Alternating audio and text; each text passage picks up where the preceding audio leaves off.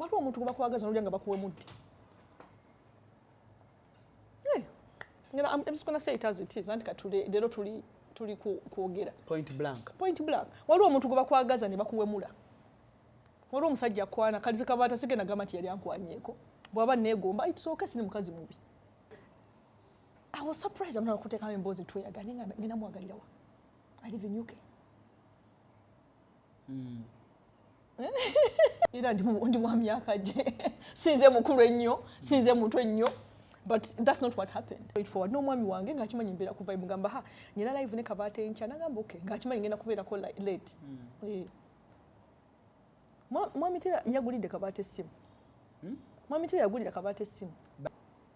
Kati Kabata jukira nali sharing videos zange gundi nga ku yalina digida yalina something called digida on Facebook. Yes.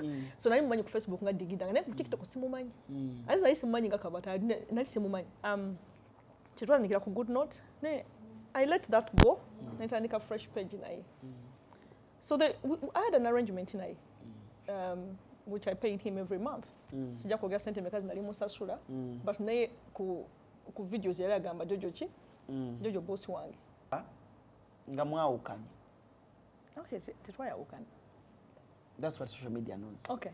No wonder buli woteekako channel z'abaana zonna senga teekayo kino zimbye ekijanjalo yongera amaanyi g'ekisajja banenge bitugwana ngamba enensi eri mu bitu byakwepicha balo ebwongo bwabwe bakeera kunoonya mazzi kunoonya kuzimbya bbiini ettama ebintu bonegere banoonya kati nange olanze ne mu business ebintu bya sex bitunda nnyo nawe bajja ogamba tweridde. Esimu kasiakano kankwanjulye mamiga gyesi abakulembera mu education gadgets zonna mu Uganda balina tablets z'abaana zonna mu bikanga Samsung, Apple, Origimo ate nga balina n'esina keyboard, balina ebimotoka by'abaana ebimundu, essaawa, bags z'abaana, bottles container ng'ogasseko ne building blocks, balina headsets z'abaana, balina smart watch zonna ate nga ziri origino, balina wireless charger ate nga basisinkanibwa wali ku Pioneer Mall edduka li PA11 ate ng'osobola bakubira ku 0706696904 gambye ekikwasagana ne education gadgets zonna oyina kwekwata mami gadgets kubanga yasinga. Okay. Ngabwe nze mbagamba omanyi baana mmwe mwogera nnyo ebigambo n'ebitaliiko mutwe n'amagulu ne musala ebigambo ne mwogera kino ne mwogera kiri. So finally CRUZ exclusive mugimanyi bulungi nnyo. Twatambudde bwetu ne tuyogayoga nga tutuuse wano. Naye boss lady yatuuse dda waali bulungi nnyo. Mukyala mukozi very hard working. Naye bannange social media walule muvuga speed naye tagenda. Tomuvuga speed n'olowooza nti omumaze. So today on the show I'm hosting the one and only mukwano gwange nnyo. Is a good buddy of mine. Wengende UK yampisiza ddala bulungi nnyo. Era lumu Sharifu bwe tuligendako UK nja kutwalako Milton Keynes eyo olabeyo. Olabe okay. Upside down house. Upside down house. Sharifu ajagala nnyo. Welcome to the show Jojo. Nsanyusa okulabako mirundi mingi. Sijibala na jibala gye tukoze shows. But njagala osooka okwebaza.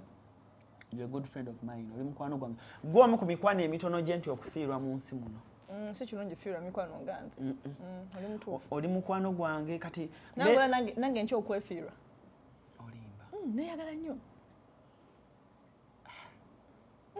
Waliwo ne yaŋŋamba nze bw'okyaza ka Jojo just nga kaseka busesi bye binnyumira. Mbusinga sobola okubeerawo nga kaseka busesi nze show nayo nsobola ogiraba. Nze neyagala nnyo nange nkyo okwefiirwa. Jojo abantu baagala nnyo smile yo. Okay, I didn't know. Nze oli omwami yaŋŋamba nkolera show ya Jojo nga ya 1 hour nga just aseka busesi. Kale wulira. Ne mugamba musajja kakkana. Nze mwami Taylor yandaba dda. Mugamba kakkana. Otherwise, how are you? Ndi twayingiddewo family ogirabye. Wow. Jojo abaana bo bakuze. Bakuze. Bana bakuze. Sharifu oyo naye nayagala funa muzungu. Nekimu yagala muzungu. Obudde bukyali bwa kumakya emboozi ya mwenge. Tukyali soba. Yaŋŋamba dream ye is to get a white woman. Amwagaza ki? Sharifu. Mbwawulira ye klasi ye. kuzaala kati alayo ku baana abalungi. I believe omuntu yenna aba mulungi like ekyakala si nsonga. But did I tell you his mama Nakitende? Mama Nakitende. Sharifu soko jobuze ku Jojo leero for the first time mu show ya. Ate okimanyi mwagala nnyo. Olimba. Jangu soko jotule wano. Mwagala nnyo. Ayita kimanyi. Soko mama Nakitende jangu otuleko wano kumpi ne Jojo. Nagamba nja kuteeka mu bagagga bange naye tofuna namba. Obuzibu kutandika kufuna namba nonako nga Jojo yaŋŋambye. Awo. Kibabagagga. Awo. Oli otya mukwano.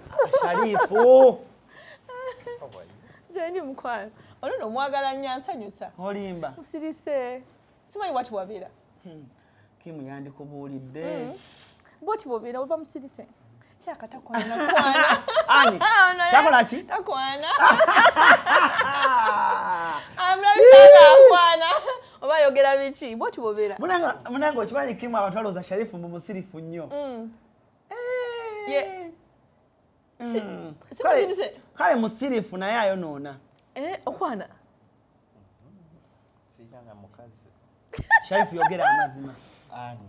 No mukazi. Ani? Toyina? Bambi. Ani ali sente zo? Tekwali nzenze erira. Ne mama wange. Kale soko obuze kubatulaba. Abatulaba. Tomutadde ku show? Abatulaba ku CRUZ exclusive. Mwebale kutulaba, mwebale kutugoberera. Nze mama Nakitende wammwe. Wamubwati ndi wano ne beautiful Jojo Taylor. Yeah. Jojo akwagala nnyo. Kyenjagala osooka okugamba. Ojjukira ontya? Waki? Ontira ki? Tera nnyo beera ku live zo. Embeera okonya mpulira by'oyogera. Olusimba mukambwe. Lwaki omutya? Lwaki omutya?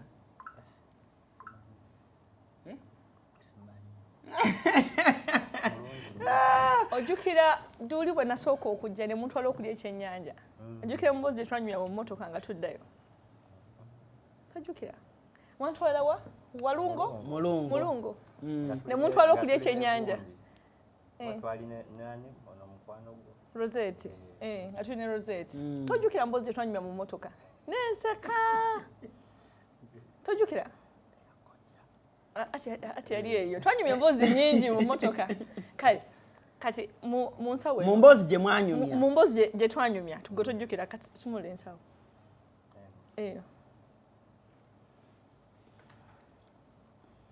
Yiga pesa lino lyambuke. Buli kimu ekiri munda kikyo. Jamu.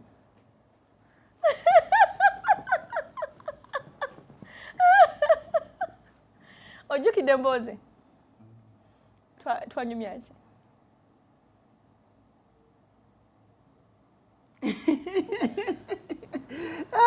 Sharifu! Jamu. Abi musajja wange. Jamu mukyalimu.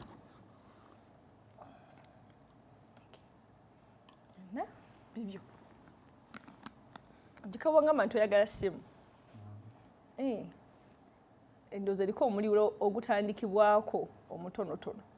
Omanyi zigirako ka battery box saagireese kubanga batusasuza omusolo wali ku airport, so box tuzirekayo ate Sokomewo Sharifu. Sokomewo wano. Jangu naawe, jangu. Sokomewo wano. Jangu sanyukire wano. Jangu tugende wali gwe naawe. Asako ojje naawe. Jangu naawe.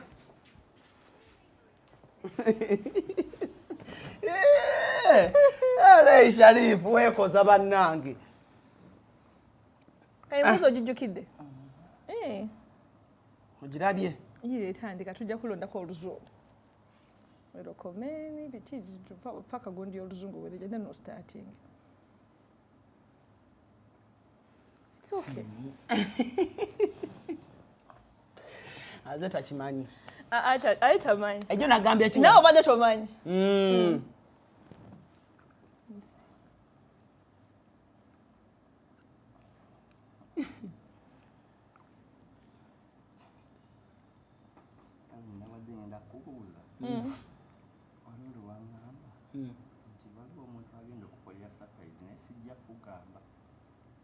nabadde nenda kubuuza wangamba wali yagala kuncamula obuli wangamba ekigambo ekyo nejjo mwennyini nakugambye nenkugamba mpulira omutima guŋŋamba olunaku lw'enkya lugenda kubeera lulungi nnyo eri sayidi yaffe negamba naye bannaaye tunywere katulaye Allah bwanaalukeesa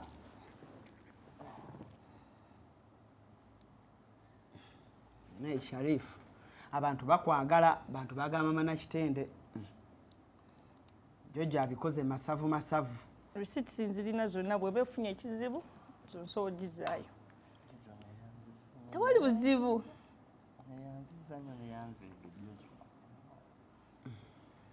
kendo kyajingi iyo Samsung eyaka eringa ttaala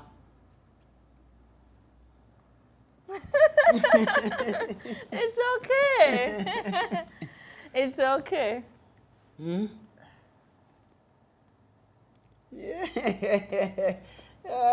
Kimna ebintu obirabye mbeera bwetyo bwetambula hano ku CRUZ exclusive kale bami tewali buzibu tewali buzibu nakugamba nja kugulira essimu naye tojjukira twanyumya ebibuuzi by'omusi nonyumiza ebibuuzi yayina essimu ye nga tesobola kukuba kifaananyi naye nalaba essimu nogamba bwe najjukira nja kuleeta naye bwe najja kulonki najja nnaku ntono najjukidde nagigula dda nenjitereka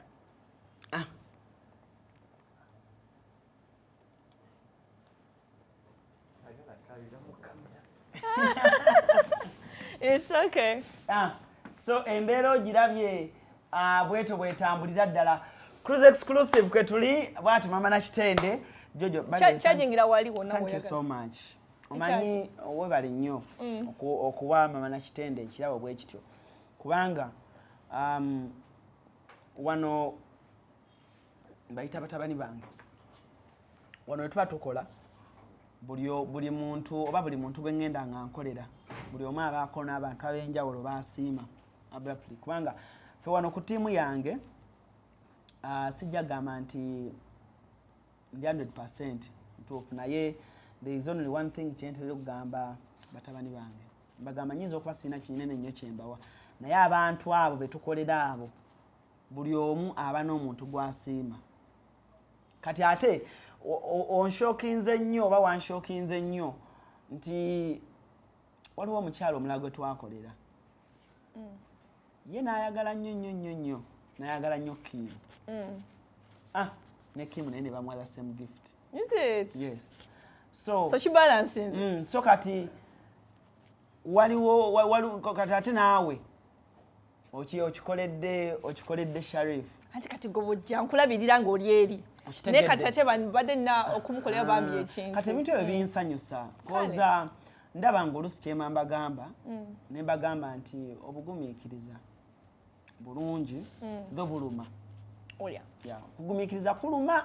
Obeera ng'ogamba kali CRUZ kali fe but when you have patience otankola ebintu ebirungi ebyereere kati Kim wuuyo ntambula naye neninya ennyonyi ne tutambula eri naye nga byonna it's all about believing. So kati ebintu ebyo bituukawo nga bituuse ku batabani bange n'abo ababi bakoledde ndabira ddala nga oba oli awo mumpewula ku mugugu ogwo kubanga mba ngamba Katonda akinkoledde nti at least bwe mbagamba nti gumiikiriza buli kintu kiwe time because nze ndabyeko time kyekola nze ng'omuntu nja kugamba I used to see you ku show ya mindset nga tannajja mu gonza politics zino wali otiranga okujjako ne bati Adam Zibani awo abalala nga muwina Facebook live yammwe yabankuba kye yaba abava France abava wabiki nga mutera okubako naye nga nkulaba nnyo naye nga ngamba naye oba oyo omuwala oyo asolobera mukwano gwange naye ndi mwangu kati ate ebiseera nali ntandika butandisi kati nga simanyi naye nga ngamba omuwala mwagala naye asolobera mukwano gwange but with time bw'okola ennyo n'okola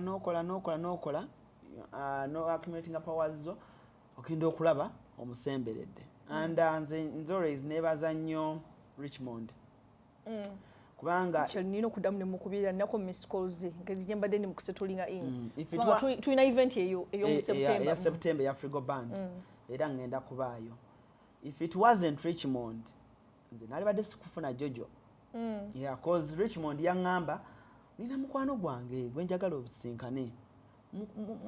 Bana Richmond agenda okujja erinnya mu Kamwa. Naŋŋamba bamuyita Jojo, konze Jojo Keteira. Naŋŋamba ye mukwano gwange bambi talina buzibu, kali so easy. Ne mugamba toyongerako. Mulaba ddi ne bw'ogamba kati. Richmond n'akuba essimu. Richmond n'akuba essimu n'omugamba enkya muteeke ku train. Bannange empewo yali nnyingi. Wanti gwali kusookedde okujja. Naye nakeera. Ng'essanyu erindiko. Ngenda kulaba Jojo. Ne ngenda ne ntuuka. Bambi Jojo. Gwe omuntu eyanjagaza UK omulundi gwange gwasooka. Wampa ebintu nga bingi nontwala nonshoppingira. Gwe omuntu yasooka okuŋŋamba nga ndi London nti londa ky'oyagala. Ayya kigambo ekyo. Londa ky'oyagala. Bwe tugenda mu ngatto n'ombuuza oyagala ngatto ki? Ate bambi tewantwalanga mu ngatto zitalina lebo. Anti kati nze sisobola kuwa nange kyesiteyagaliza. Nze nkikola buli kintu. Bwe mba sisobola kukwata ssimu eyo nange sigigaba. Bane wanjagaza nnyo. Kati nze nne ebintu byenda bye Jojo mu bulamu ne ŋŋamba, you know what Alan?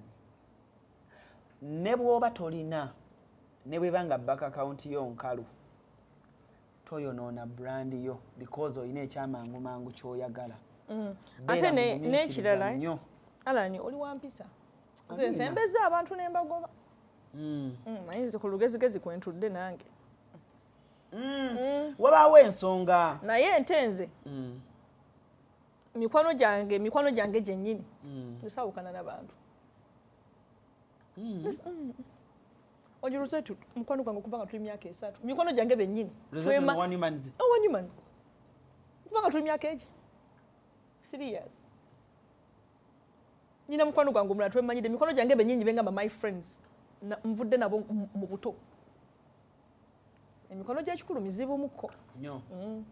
Era nze Jojo nkubuulire. Naye nga mikono gyange bennyini bengamba nti mukwano gwange tuva wano. Nze saawukana n'abantu. Olina okukola ekintu ate olina okukola ekintu whether ne weegoba oba nombitrayinga nnyo nti nina okkuta. Naye nze kati nze ngenda kulyamu muntu kyolukwe. Yo oyagala ki? Nze sirina mpalana, sirina kasajja ku mutima, ebintu ebibirumya abantu sibirina.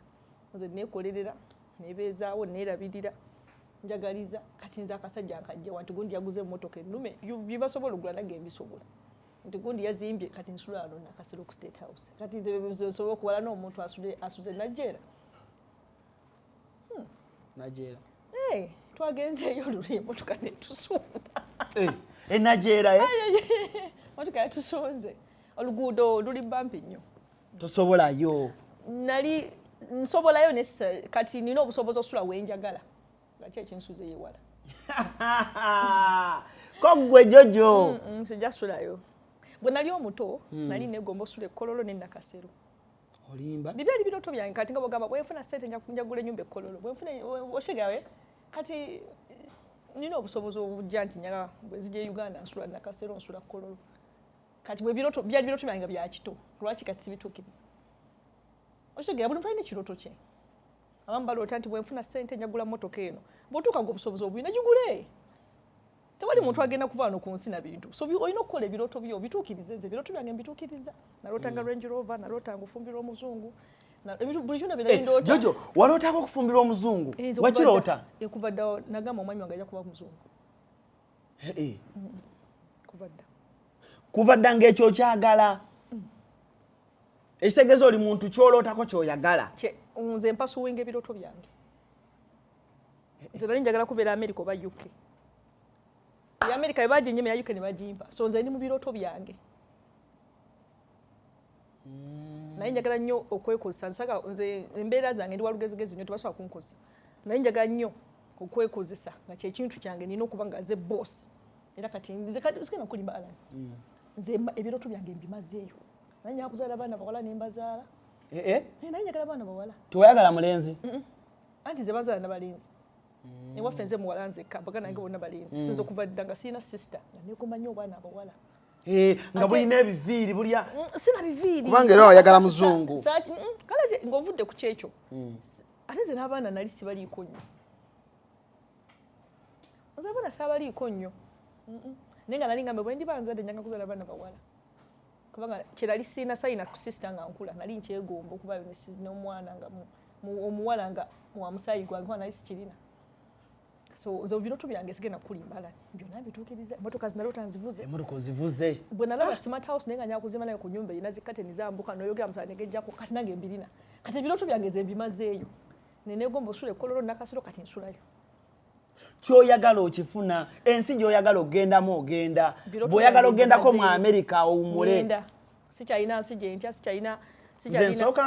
sikyalina dduuka lye ntya nti edduuka liseera ntyayo nze munange nsooka nsambya esandeewa bwe mba ngenda mu America waliko embasi anti bw'onookyusa passport weewali takisi ezisooka okugenda mu America ojja kutuuka naye katulaba olaba olina obusobozi obugenda naye wala tena na busobozi nga tosobola kugendawo kati gwena n'obusobozi obugendawo that means era still oli better naye nga nze nga bwe nkugamba nze ebirooto byange bisinga mbimazeeyo kati njagaliza abantu balala nabo okutuukiriza byabwe sisobola kuddawo omuntu omusanga ng'anyigira banne onyiga kwana tuna kumalayo bibyo bw'otuuka nga omazeeyo ebibyo tosobola kunyigira nti gundi yaguze benzi nange ngisobola oba kati obaagaliza nze bwe ndaba nti ala nyaguze emmotoka nga mala naye kulika kubanga nkwagaliza tosobola kwagaliza muntu ky'otalina kyova olaba nze ngabba nnyo abantu mwekwate ku bantu abalina omuntu atalina tosobola kwagaliza tosobola akwagaliza tekyatalina kyova olaba bw'otandika okufuna ssente ng'oli mu banno nga tebalina nabo bakukyawa mpalana tasobola kyova olaba bano abantu nga talina be basinga okuwalana tosobola kwagaliza muntu ky'otalina balaba mu comment section yo tasobola kwagaliza kati oba otya ne smart house nga yali muzibu neze omuntu wapostinga ennyumba nga nnene ngamba awonna nze nno bajja mu inbox yange ne baŋŋamba jjo waliwo bambi abakyala tosobola kwagaliza muntu ky'otalina nze njaga nnyo abantu beekwate ku bantu abalina bagenda kwagaliza tasobola ne waba mukazi ne waba musajja kati obeera muwala ng'oli mukozi nga nze oyagala omusajja atalina tagenda kwagaliza musinga ng'omusinga otya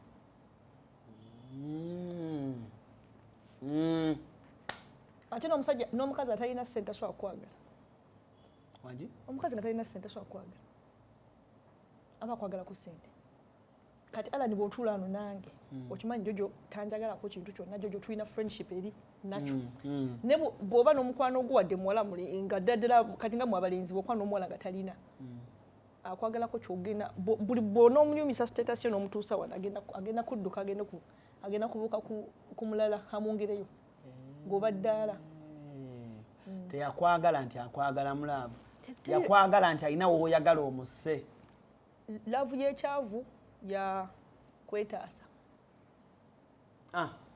Kimu okitegedde ekintu ekyo kamuddiremu Kimu laavu y'ekyavu ya kwetaasa temuba mulaavu namugamba Kimu noonye ssente buli omu aba ataasa munne either noonya omuwala nga naye alina waali nga takwetaaga nga akwagala walabyeko ebibuzo bya Bruno Betty mpulira erinnya nisibitegeera ati mbadde bize nnyo yayanjula omwana ne bakola emikolo kati omwana omuwala alina screenshot ezitambula omuwala agamba teyategeera ne mukwanjula teyategeera nti yoyo gwalina kati olaba kati saawa zino bambi omulenzi agamba tonkyawa tondekaawo ogenda kuswala babadde bonna bbanga ki nno nga tuvudde mu mikolo nno emyezi 6 gyaweze teginnaba neena tegiwera ebakeraba beraba ate kankubulire unless ng'otuuzizza bombi n'owulira side zombi sometimes just ebintu buyolaba just screenshot you so easy of interpreting nga bw'obisomye naye nga wabeerawo ekirala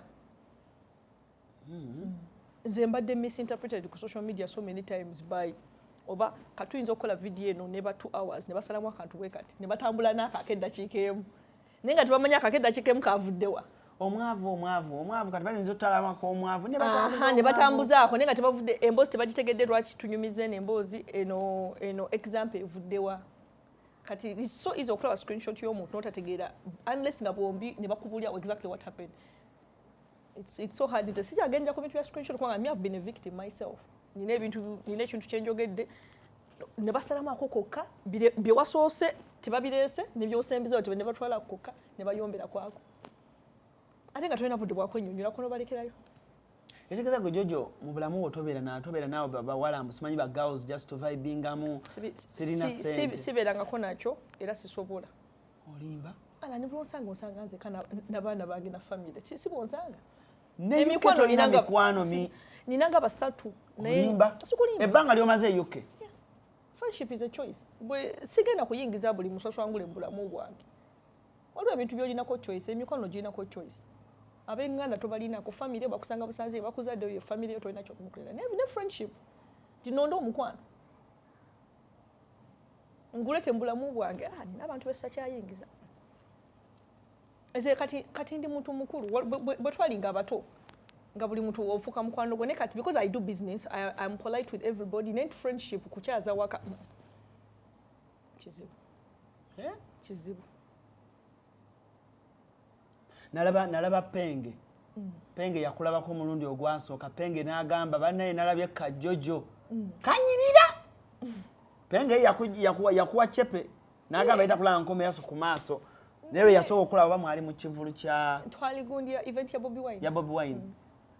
Actually abantu era yayongera kunagamba nti abawala bakole nnyo. Kale akawala tebagenda kasanga kati. Ne Jojo sebo gwe ku brand yo gy'oyina. Abantu nabalaba mu comment section nga bagamba oyo Jojo ku brand ye gy'ayina wabaye ekivulu ateeka omudaala ebweru. Nze sente kubanga nze nayiga awali abantu okolera sente. Sisobola genda ku event y'abanna Uganda ne sajja na mudaala tekisoboka mba nkimyeyo ki. Kunyumirwa beerako nawe ku tebaawo nga bakunyumirwa olulala ewa Davido ewa Bana Boy abala batamanyi njagera nyumirwa ne bana abamanyi. Buli muna Uganda amanyi Jojo ayina eddagala ly'amanyi Jojo alina kino. Sisobola kujja ku event ne sajja na kikapu. Sisobola mba nkimyeyo ki. Nze ndi mutembeyi. Nja kunyumirwa olulala. Sisobola genda ku nze sisobola. Bajja kuyimba bakuyita omutembeyi ku social media. Nze akyeyita. Nze neyita mutembeyi. Ndi musawo, ndi mutembeyi. Nze na title 10. Ndi mukyala Teira. Ndi mama wa Viena ne Avi. Ndi musawo wa Sikini, ndi mutembeyi. Byonna mbikola. Nze sina nsonyi mukola sente ndeka. Mungende mumba mufulumya ze nnyingiza. Bo bafulumya ze nnyingiza zo nesimbamu. Nvaawo nkozewe 13. Za pound. Ozukola kwezo events omuntu akutunja okadala nga loza notika manyo ngotunda kyo 10 kiweze ngoguza abantu 10 kiweze ngolo 10 babira ku event babira ka abantu bangi nnyo oba okoze 13 musawa busawa kati ngazo ngamba ngane nze by the way Jojo nze nkwewe kati fone wafo solo sanga omuntu nze bwe mba manyinge nakuvawo ne sente ze stars zenazo nga seyambudde setyobodde nga bakisikola eyo business yange. Ate okuba akalango n'ofuna ababooking no Jojo nina wano ensundo jamunjo oche n'ofuna abanajja mu clinic the next day oba okubya kubanga twobirawo abantu social media bascrollinga social media eri busy omuntu ascrollinga wati nakulako dakika 2 nakuvaako ne bwotuka wali in person akuwobudde Jojo nakwagala dda nakubula ebizibu bye nze juka manyi okwogera nze bwagwa mu gapu zange Jojo oyogera nze nyiza n'okuguza abawalabu omusenyu wandi nze sokuguza omuwalabu omusenyu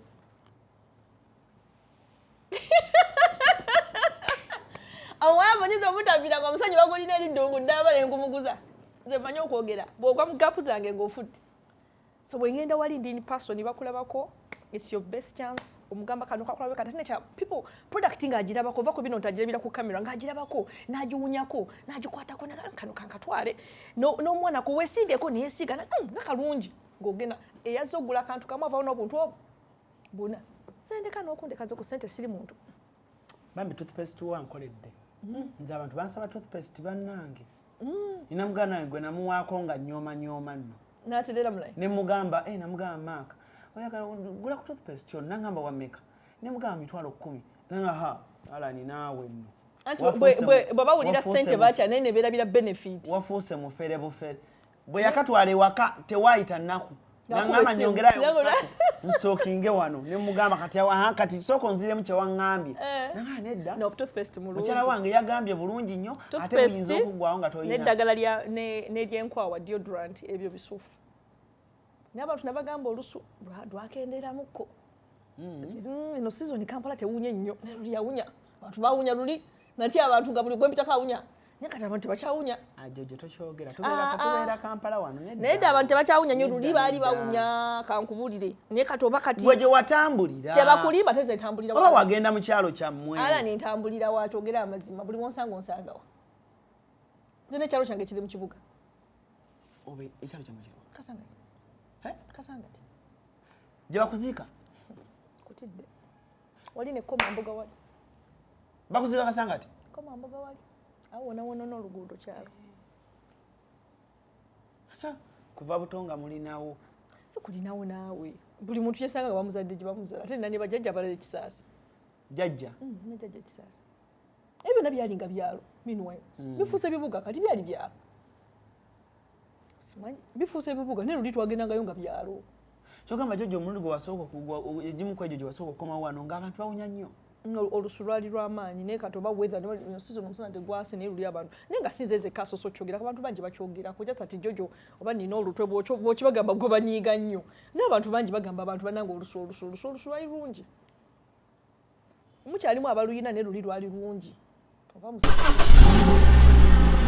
kati kyangu nnyo okuvuga emmotoka y'ekirooto kyo mu kika kyonna ku miwendo egisoboka ate ku kibanja mpola Success Motors tutunda emmotoka empya n'enkadde gulawo buguza akawunti naffe n'emitwalo 5 zokka mujje wano tutunda emmotoka ku kibanja mpola jangu ogulirawo akawunti n'emitwalo 5 gwe munnayuganda yenna weevugira emmotoka osasulire emmotoka yo ku kibanja mpola naawe alina emmotoka ng'oyagala okukyusizaamu gireete tukuweemu endala Success Motors tusangibwa Kyambogo ku Jinja Road okumpi ne bondi ya coin okulira na Pepsi-Cola n'ettabi eddala ekyaliwo jjala essimu not 7 not not emu 2 not 67 not ne not 784 993 2 not 2 not 7 not 7 787 65 not oba not 781 818 443 Success Motors walk in drive out sana gwali munju kwolo nera still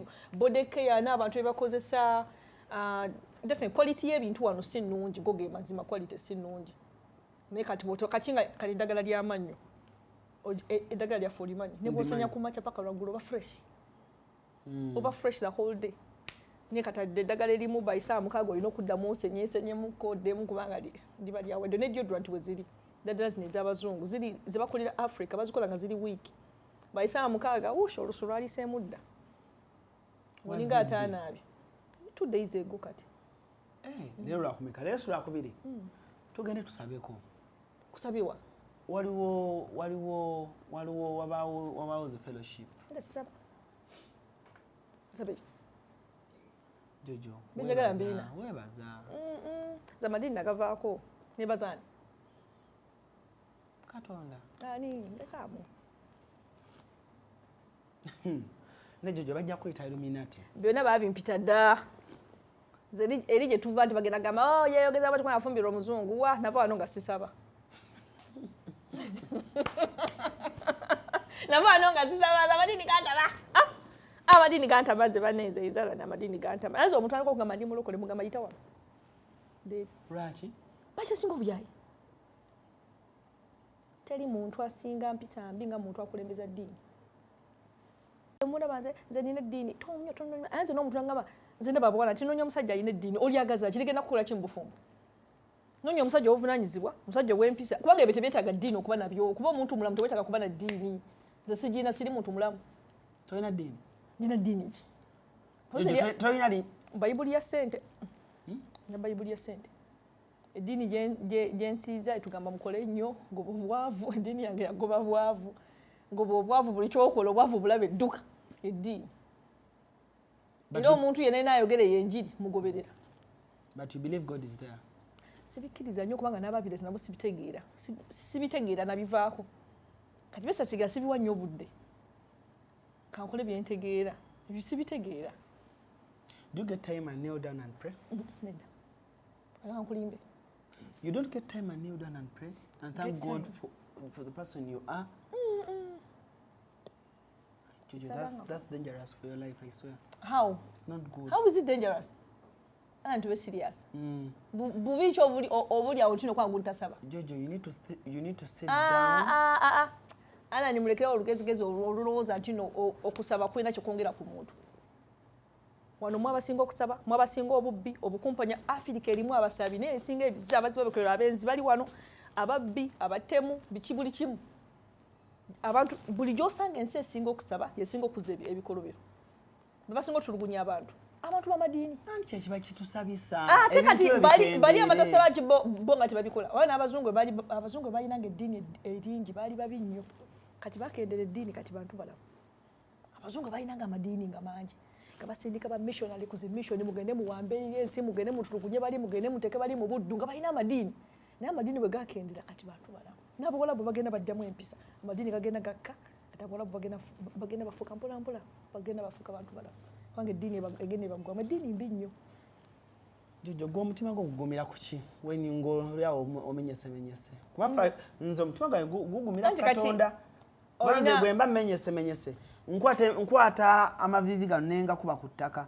Neŋŋamba ya Allah. Oba neŋŋamba anti kati wakyeteekamu kati buli muntu alina coping mechanism ye. Abamu bakaaba, abamu they get someone to talk to. Ze mpandiika, I write down my thoughts. If something disappoints me, I just write it down. Oba oluusi ntulaine neebuulirira. Omanyi neebuulirira. Omanyi okwebuulirira. Mundaawo? Nentulayo mu nsonda wali. Neŋŋamba leero tugenda mu session. Jojo ne Jojo. Nteeka entebe wali. Oli serious? Neebuulirira. Kigezeeko. Owandiika ebintu na by'okoze ebifu. Kati buli situation bwebeerawo.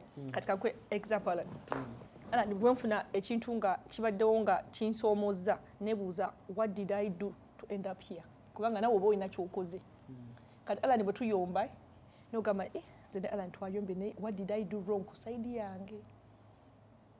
Situna na side yo soka tunulira ki yange. Nengamba maybe nayogedde bubi, maybe saalikoze kino, maybe nakola byokubira gundi essimu nange ze nnyini nekuba mutoki. So bwe nekuba mutoki nga nabi nakoze bibi bingi. Kagamba nga nakoze bingi kankubira Alan mwetonde. Ne bwe nekuba mutoki nga saa nakoze. Nga ne gundi namukoze eki. Byankubira essimu namuyamba. Bwe yangamba kino kati namukoze eki. Kati noonya nange sikiraba. Olwo mukwebuulirira. Nga simanyi nakoze kantule wano ninde ebinaava mu kulonda. Nize nina emikisa gyange bwe nkukyawo osiraana. Totiisa. Nkubuulira. Kubanga nze neetonda mangu bwe nkola ensobi essimu tempa buzibu okukwata. Sorry nayogedde bubi. Oba kyewakoze kyannyiizizza. Nze siyomba n'abantu nkubuulira. Ne bw'onkolerako entono okugamba genda obonebone n'ensi.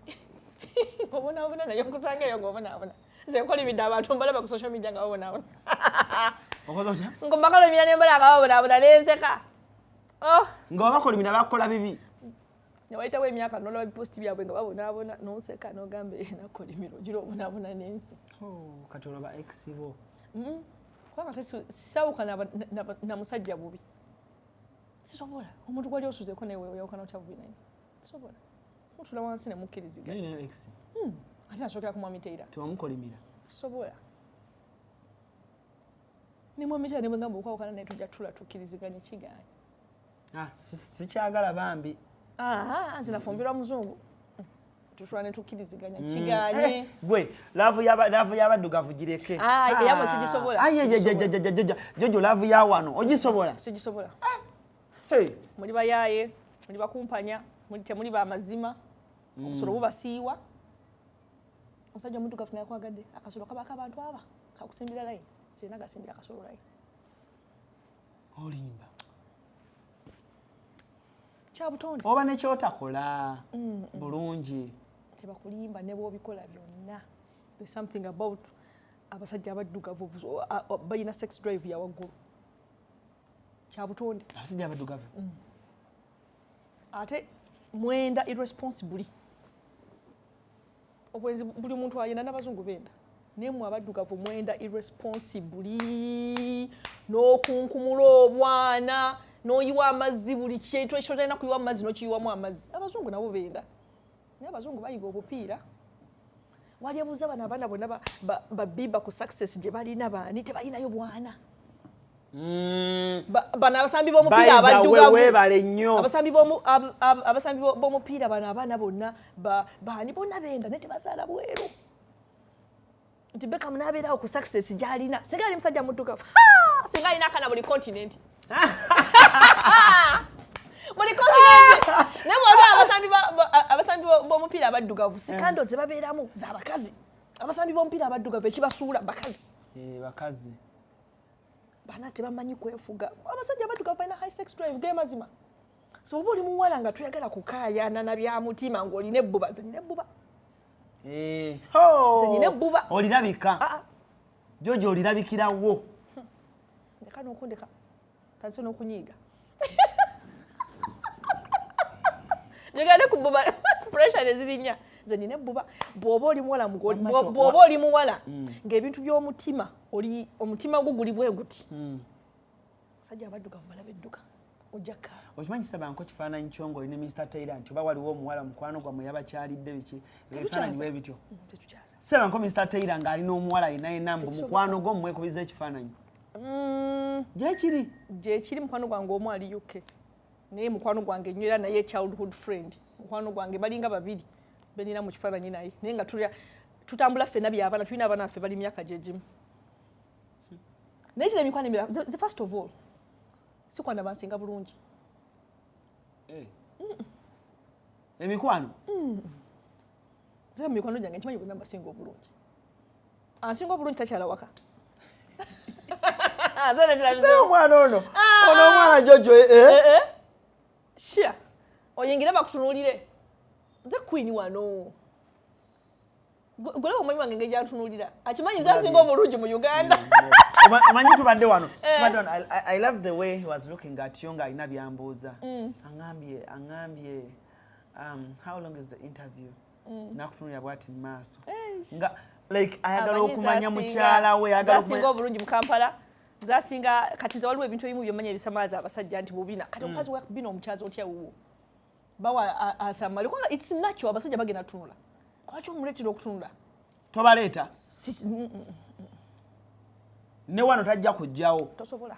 Nja ku meeting eyo tunywe chai. Appointment. Naye tewaka. Ate mwami Taylor afaanana bulungi. Omusajja mulungi okiva nange mwe muziiza abakazi musajja mulungi nnyo. Era zo mutanga Jojo gwe bane bawala mwe temugenda alaba ku Mr. Taylor. Temugenda mulabe mu supermarket nenti no sisembeza. Ate mu buntu mulungi nnyo kubanga ye tanyumira bifaananyi. Tanyumira bifaananyi mu buntu bw'omulaba oti mulungi. Kimu tomulabi Mr. Taylor?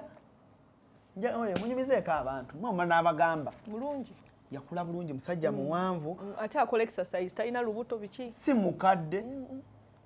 Kati nze nange bw'otegera nti walonze gold okuma nze abantu bamanyi kuuma biku otegera nti omusajja wo bwati musajja wange mulungi ng'omuziiza sikyaza bansinga bulungi sikyaza bansinga nina ebintu bye mmanyi ayagala abawala bawanvu kati abawanvu abansinga tokyala omumpi kyala kubanga abampi tabaagala omumpi yitawo naye nti gonsinga obuwanvu nsinga biki oyingire ng'olinga nawe Campbell biki byeyogerako fuluma genda omwami wange akulabe bamugobye nze modo kimanyi ayagala nnyo abawala abawanvu kati nno bagambe nno ebyama ojja laba banaamusangawo nsonga nkulu abatambula eyo yukenamugwako nga wa ola tubeera ku kyalo kyekimu nomala omwezi omwezi nga tondabye obwenzi wano bwangu okubanga abantu balina obudde eri kizibu era omuntu akola obwenzi ebulaya mutya aba mwenzi wa bbaluwa tetulina budde ayinza okuba ne ka TikTok kenno tasobola ate kati kankubulire alani omwami nze kati wentuse mu bufumbo bwange n'okwawukana kizibu by the way si kizibu tesobola kwekyawa ne tugasa ebintu bingi kisabira nnyo bambi temukikola nati bula tugasa ebintu bingi nti tulina ebitugatta ebitali just mukwano tulina businesses tulina ng'ogyeko abaana tulina ssente nnyingi ze tufiira tetusobola kwawukana ate ze njagala nnyo ssente ate naye azaagala akuwa ku ssente tugasa ebintu bingi ala nina ssente zange you've seen my businesses nati osobola okuba ne business naye eriyo omusajja yengana oba oyina I make enough money tugasa ebintu bingi tulina amannya gaffe nga gali in joint investments ekyo kyokka kibakuuma n'obbakuuma nti nemba mu ekyayi tolina gy'olaga tulina investment era tukolera ssente bwezi mwena kwemuli temusobola tandika kwawukana kugattulula okitegeera mwagatta ebintu bingi mulina ennyumba nga bbiri mwena mulina investments wali ne wali mulina ebintu bingi bye mugatta nga amanya gammwe gonna kwegali temusobola kwawukana omanyi just ekyo kyokka business zemukola n'omuntu zibagatta nejo jo tukatuje olaba level kwoli anti kati awe kugambira nti ze omwami swana kwawukana ene boogeza ko tosobola ate netasobola kubanga netasobola kunta tosobola bano bafeeke rapa bawaffe bano Uganda nze nolugezigezi lungi njagala nnyo nekyala kati alani kino ngenda kyogera abantu banyige nakyogera ne bayomba ne kankiddemu banyigire ddala alani wano wendi ne bwe nali badde nga siri mufumbo nga just ntuuse wano wendi sobola kwagala musajja gwensinga gosinga ki buli kimu kati alani okujjako omukazi ng'olina ekikubonyabonya omusajja gw'osinga n'omuuta ekitiibwa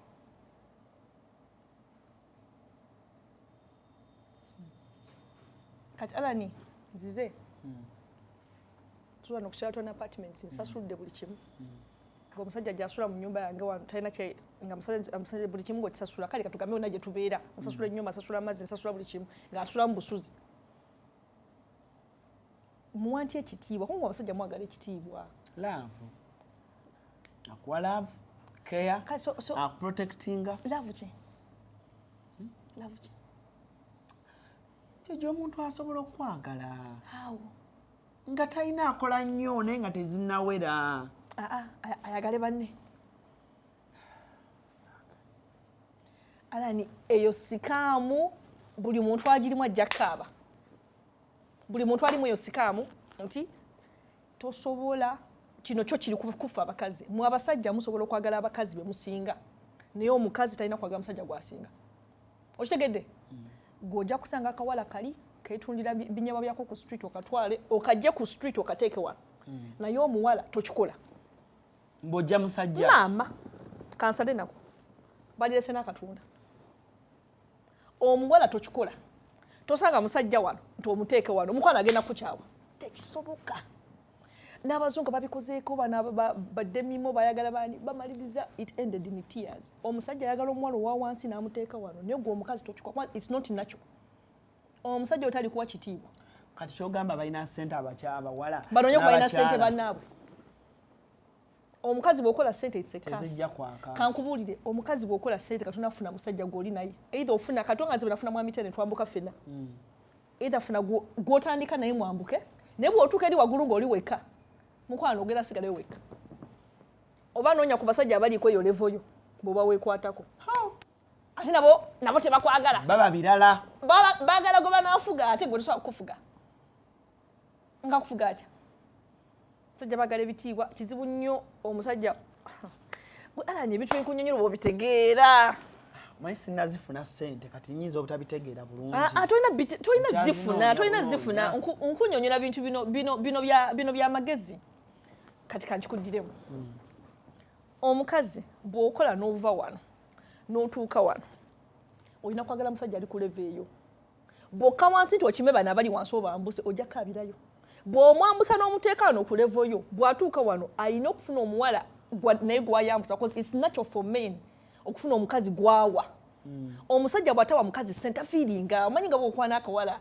olina okukawayiza enviiri n'ofiiringa ng'omusajja kati olwedde olina sente akuwa eki tagenda kwefiiringa nti musajja gwamuwa emmotoka eri wali guyiyo buli kimu kikyo tagenda fiiringa naye alina okufunayo omukazi ebbali amuli wansi gwanaafiiringa okitega kyekugamba kikano ogamba nti omukazi tasobola kwagala musajja gwasinga kubanga era agenda kumenya omutima ogenda musanga ayagadde akawala akalala ebbali onyiige omazeemu abaana abali ku kyeyo balina boyfriend wano tebasobola it cannot work era buli muntu ali ku kyeyo nga gwaliisa omusajja weeno manya alina ne bw'ozimuwa alina oziwa omulala to feel like a man kubanga kati gwe tosobola muwa kitiibwa tosobola kuwa muntu gw'oliisa kitiibwa so kubanga nti no buli mwezi nkuwayo $10 1,000 biki ebyo ez'okulya emmotoka nkutiramu amafuta nenkuwa n'ekitiibwa ate ebintu kati yo omusajja bw'ozimuwa munnange gyebiri tekisoboka alani nze Jojo mukwano gwange juzi bakava kukola nambaga naye omuwala alina ssente naye wa boyfriend w'ekitiibwa ndinako into ending tears kiwemu obudde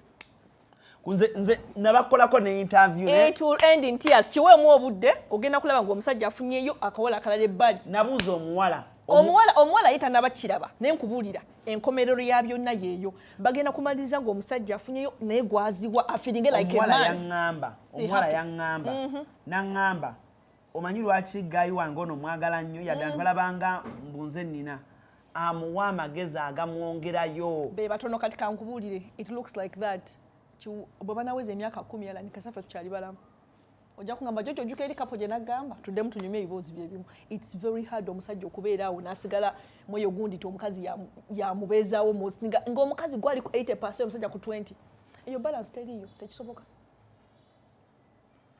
kati kyogamba Jojo katugeze eri abaana abakola myaka 3 myaka 28 omuwala afunyemu obusente bwe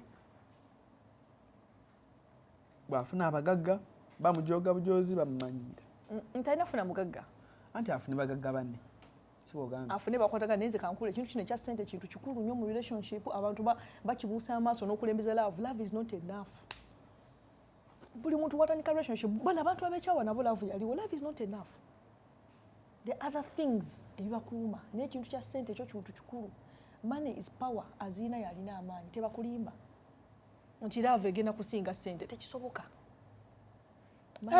money is power Jojo money is power azina yalina amaanyi bakadde baffe nga baatuzaala bali baavu bamama affe basigane batata affe lwa bwavu singa bamama affe abamu bagagawala singa babakyawa abasajja bali babatulugunya singa basigalawo lwa bwavu abakazi abasinga balina abasajja lwa bwavu nonda ti abamwagala nnyo oli alina ssente amulinako amaanyi bwavu bwe bukuumiza abantu love relationships ezisinga wano za bwavu people only there because baavu bwalifuna kankule abakazi basinga bafuna ku ssente n'abasajja ojja kulaba omuntu ono bw'ataamugobe baliyo bwabwavu talina kyakukola akyawa omuntu amuliisa alagewa ninga omuntu yamutamadde akasajja kamukoowa ko omukazi yamukoowa ninga lwabwavu obwavu busigaza abantu mu relationships not love. Omukwano wange yaŋŋamba omusajja omwavu amuwunyira bubi yakyogera kubanga alina omugagga ekintu kyogamba bazadde baffe abasinga basiga mu relationships balimu lwabwavu nga talina gyadda ate n'abalenzi ennaku zino tebakyagala bawala baavu tobanenya nange sibanenya kati ensi ekaluba ensi ya bbeeyi school fees abaana za bbeeyi amayumba ga bbeeyi kati ofuna omuwala gwogenda okuwa 100% tekikyasoboka awo twavaawo dda eyo ensi y'okuweebwa yaggwawo ba 2002 bw'obala emyaka emirala 10 okuva 2012 onwards omuwala list olina okuba nga weebeezaawo 50%. Era nze nsaasira omuwala kati atakolamu eno generation ogenda kubonaabona kubanga generation y'okuweebwa yaggwawo tekyaliwo. The world has changed, that's the truth. Duli abawala bafumbirwanga bato afumbirwe ne kati abawala basoma, so generation y'okuweebwa tekyaliwo. Ayagala ebeerewo funa time machine ekuzza emabega omanyi time machine ekuzza emabega mbyoyogera nga kale side embituufu naye ng'oludda bitiisaamu abaana nedda kati kankuli ate namwe abaana abalenzi I do encourage you obutayagala bawala batalina ssente. Yes, why should you be responsible for somebody? Alina okujja nga naye alina ayimiriddemu talina kuba mugagga kati kyesta kukkirizaamu Alani kundaga girlfriend wo nogamba girlfriend wo akola kintu tewali kugamba oyo muleke. Let her try. Talina kuba mugagga but let her be responsible for her. Asobola okwesiba kalwala ebintu ebiri basic asobola okwesibisa enviiri asobola okweyambaza omuntu obuli basic ng'omuwala talina kuba na income ya waggulu alina okuba nga naye agezaako bw'ofuna ona talina kyakola simukwagaliza Alani simukwagaliza. Find somebody kubanga naffe tetwali wano abasajja affe batulamu potential nti omuwala mukozi obategeera omuntu nga mukozi tagenda kusigala mu kifo kyekimu ne bwebeera na wolovu etambula mpola niyo ogenda okenda ku makya nga yafulumya oluggi. Omuntu nga mukozi ayeyongerayo niyo omuntu atalina kyakola atudde mu kifo kimu tugomuwe buwi oyo simukwagaliza. Besonyiwe tomwagala wadde yasinga obulungi ku nsi wadde yasinga mpozi ennaku zomaga ki nyashi toyagala tokkirizanga kwagala muntu nga tasobola kwerabirira nga muntu mukulu. Abantu abasobola kwerabira abaana bato n'omuntu aliko obulemu naye afune kyakola atunge. Nedda obulemu tino amagulu mikono tekitegeeza nti waliwo obulemu bw'omutwe naye nti obulemu mikono nedda eri waffe bakola omusanga mu supermarket tunategeera nti aliko obulemu ku kugulu ng'atudde wali nga asikaninga bintu bakola mu zibbanka bakola mu biki balina emirimu gyabwe gye bakola so tusobola kungamba nti kubanga gundi aliko obulemu tajja kukola omuntu atakola tomwagala nga alani ogw'omulembe gwaggwawo kyatudde butuzi bamuwe please agende Bungereza abeere ku benefits za government naye wano tomwagala nga zino ensi za kukola. Nze I respect omuntu yenna akola wadde kantu katono naye ng'agezaako at least omanya wajja kuva wadde wano ajja kuva wadde wano but you can't just do nothing. Kati gwe tolabyeko abawala abanona aba boyfriend baabwe wano n'amutwalo ba mu America oba ne babeera bonna UK bamaliza 90% of them break up with them. Olimba Abantu abasinga bajja wano abaddala abakazi ng'omukazi yatutte baawukana nnyo nga batuuse era n'abasajja abatwala abakazi baawukana nekyo nakyo sikikiririzaamu ng'otwala waki era abakazi baweddeyo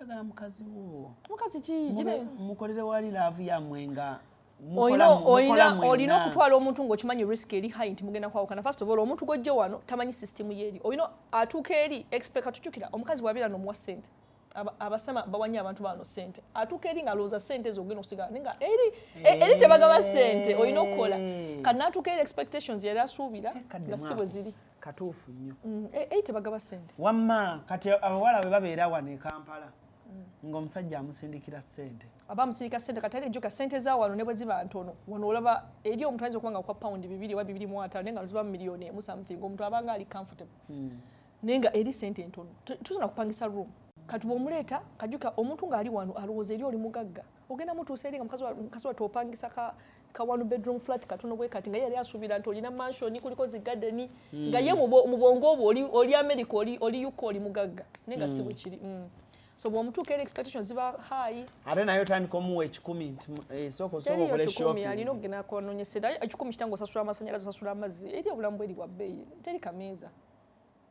agenda azinga engoye mu maduuka tatubonyaabonya nesagairako ddala muntu atakola mpozi ng'omuntu alina abaana bato obanga alina omwana aliko obulemu be bantu bokka benzikiza batuula waka ng'olina omwana muto bano babbebi abokulabirira obanga olina omwana aliko obulemu okitegeera bw'ozaala omwana ng'aliko obulemu abo abaana bakulabirira abo bo mbakkiriza batuule naye ng'olina omwana w'omuto wa 3-4-6 years tokola lwaki sibawa na kitiibwa nze emikono gyange bwoba tokola sikwana be bagenda okuwalana tunyumya emboozi ki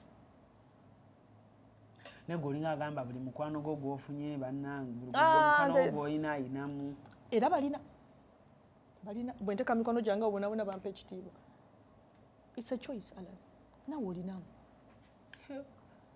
namu naye maama gw'olinga ng'agamba like omwavu tolina ky'omwagaza ddala n'omwavu oyo gw'olaba alina kyasobola okukola kankubuulire si bwekito bwe kiri neze Alan sembeza abantu ne bandyamu enkwe kati nasigalira ku bentegeera gwe banga lyobadde UK wali osuzizaako Munnayuganda nga si mukwano nga si wa Luganda saasula Munnayuganda sula Munnakenya era mukwano gwange nnyo Kenya era ngendayo ne mulaba yakusiima mukwano gwange nnyo era bwe ngenda Kenya mba njoga avuga Range Rover ali bulungi yaddayo Kenya ali bulungi alina kampani ennene bulungi kegunda we Nairobi asula mu Westlands ali bulungi mbeera nnyo Kenya ngendayo bwe mbeera naye sigenda nko Kenya era lwoli bwogenda agenda nakujja agenda kujja na mu booking de wali room ku Fontis aja n'abaana be kati mugenda beera awo like rich families enjoying life kati wanoze wate kati Fontis bawade balina gundi one bed ne muganda ajja n'abaana be bamala neze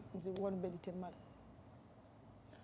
ne Jojo wano wa beeyi wano tulaba nti oba oyonoonyeemu ssente teri agenda nazo fena tugenda zireka wano oyina zimbayo wano ennyumba e Kampala ne bwe mba ngiina sijja gisulamu nyegasula mu kibuga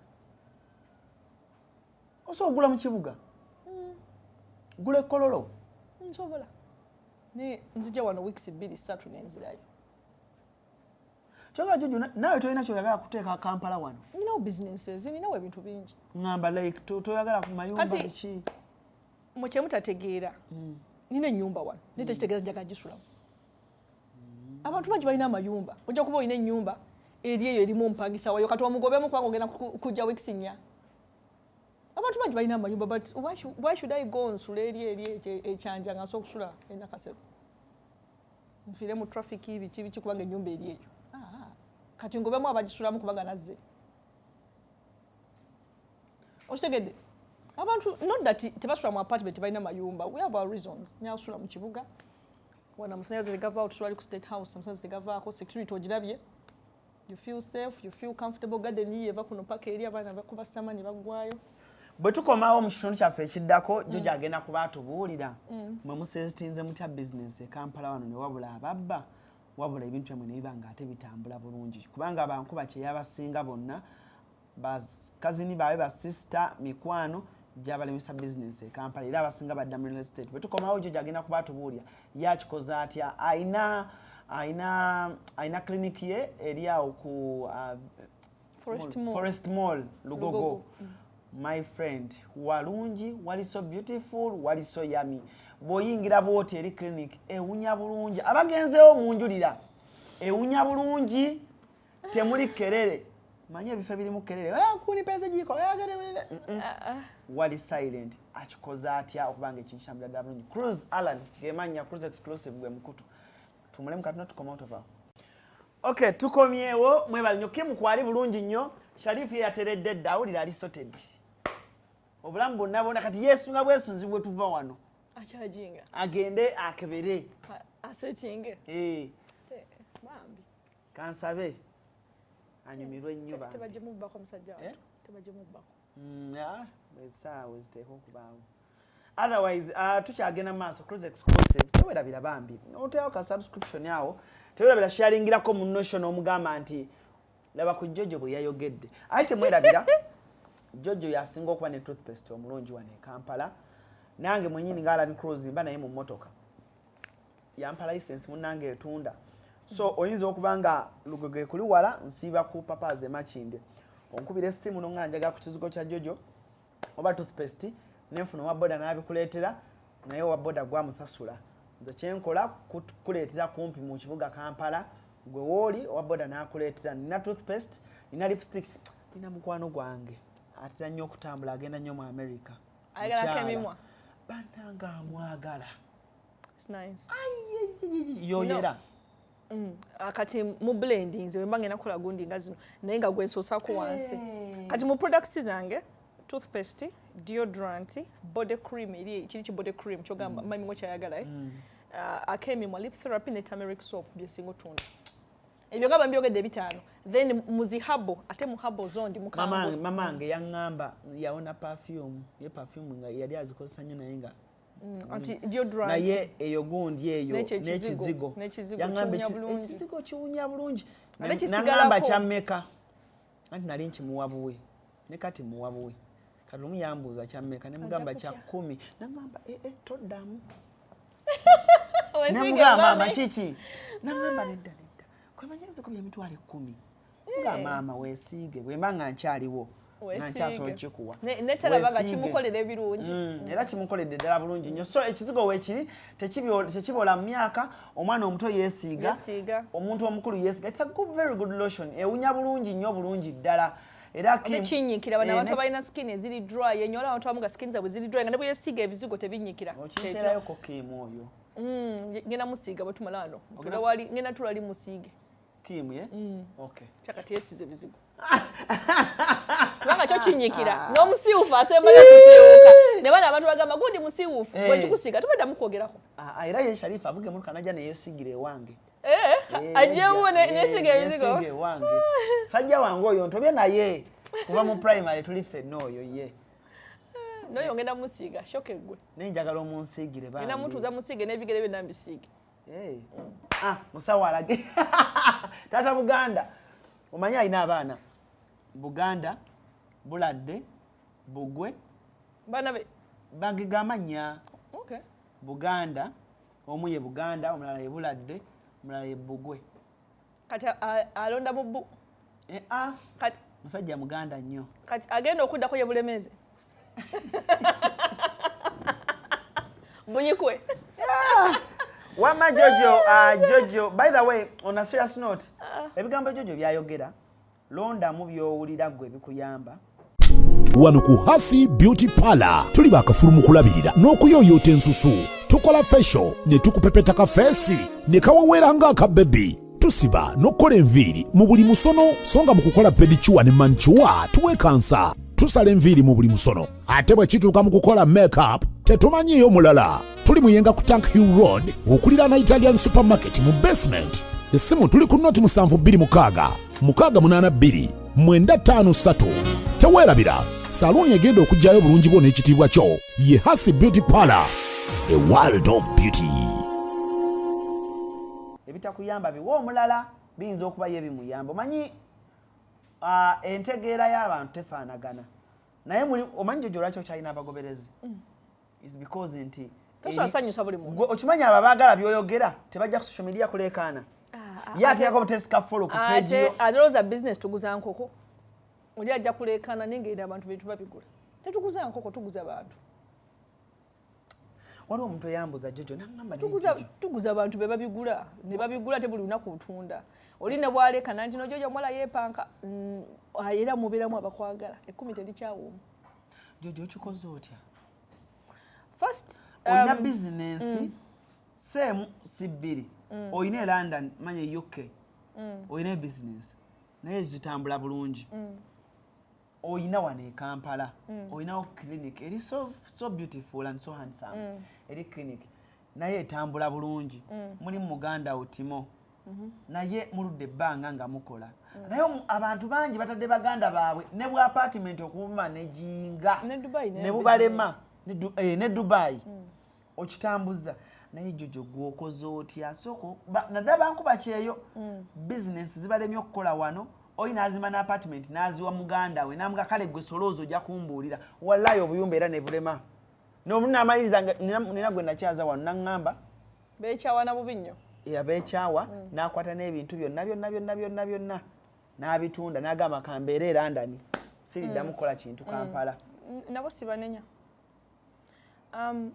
There's a number of factors nyingi nnyo tesobola kubeera emu because tebasobola kubeerawo formula emu efittinga buli situation. First nze nina business zentya. Nina business ezimu nange. You see I like business. Naye nina zentya for Uganda. Kuweza. Real estate. Mutya. Pozi gula mataka go nina mangi. Naye nti bapangisa ezo bicha. First of all, return on investment ntono. Ndaba nga sente zivaayo kuzo bwe mbalamu z'oteekamu ne z'ojjamu ndaba nga kyagaana. Tekibala. Ettaka lya wano liri ridiculously expensive. What do you mean ridiculously expensive? Uganda market ettaka lya wano liri expensive nnyo and the cost nnyo kuzimba biki then byonna biri expensive. Kati ogenda okubaliza ekizimbe kakitegeerekeka.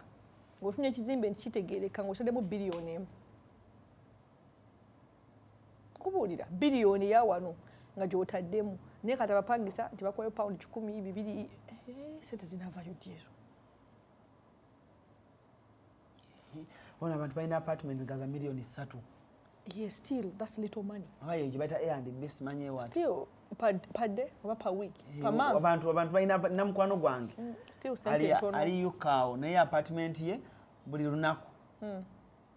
Buli lunaku $10. Kisinziira. Nenga unless ng'erina full good occupancy nti no abantu babeeramu buli lunaku nti azikola per day. Niyo nja kusanga era nga abeeramu week number teri asuzeemu. Olaba zi hotels zano zenkalo.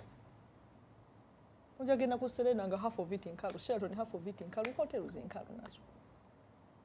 Ate nga zijirako services kiri 5-star services. So the real estate side of things personally it doesn't make sense to me. Abagirimu si balina ko buze kwa buli mtu asokola sente wali. Naye nze tekigatta ewange. Mataka yes ne bizimbe nedda tekigatta. Neba sente zivaamu ntono. Anize simanyi kubanja ndi mukambwe. Tesibanja. Obanja bubi. Sibanja bubi ne siagala kubeera mu situation nti nokubira omuntu ampe sente zange sikyagala. Wazikoza company.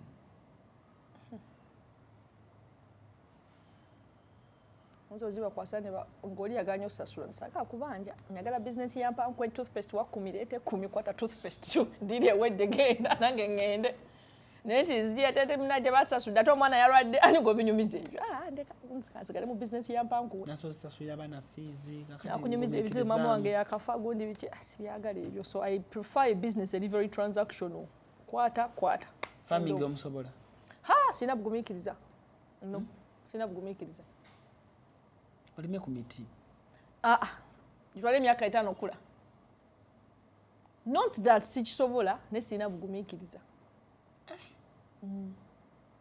n'amazima obugumikiriza sina bungi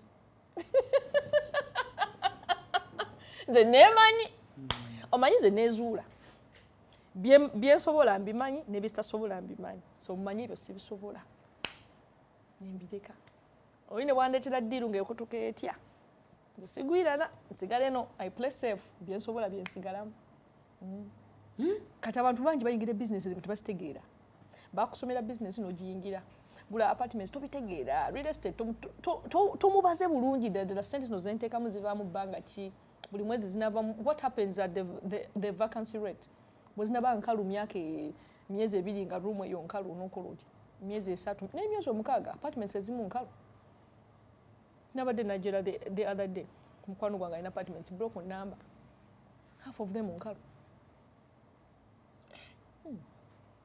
kati gwe wasalawo n'oconcentrating nga mweno business bwali osalawo concentrating nga mweno business yokola clinic wano ejjanjaba ensusu ejjanjaba biki what did you look at what no sasokera mu clinic clinic was just a diversion of my other businesses it is similar nali mu beauty juke ebine ebipya beauty bibaddemu for a long time clinic impya clinic nzeyo n'ensoma ebya skin n'engamba okay kati nera nga diversing ne mu ku diversifyingira mu kino singidde kipya kanga odi nali mu byabizigo nenga ne bwe nsoma skin zo nenzitegeera ne banga tujjandabira ddala skin kiba kitya nenga sivudde nti no nvudde mu bizigo ati nenzira mu farming which are totally too diverse.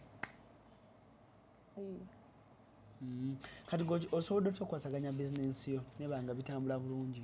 First of all quality ekumira mu business. Most people basala amakona, they cut corners. Bokola ekintu katwala nga bwe ga toothpaste wange Mwagala. I invest in quality. Nze choka kyekimbezezaawo abamu tebanjagala abamu banjagane you can never despise product definitely product wojukolya nojuwandiisa the manufacturers you've put a lot of work in it. My name is Double Quarter Toothpaste omulabe mabega JK Taylor and everything so I'm the brand owner. Yeah. Kati go okumya otokubanga tebakubba. There's intellectual property nina ebyo ebyama byemmanyi mu business nga byange.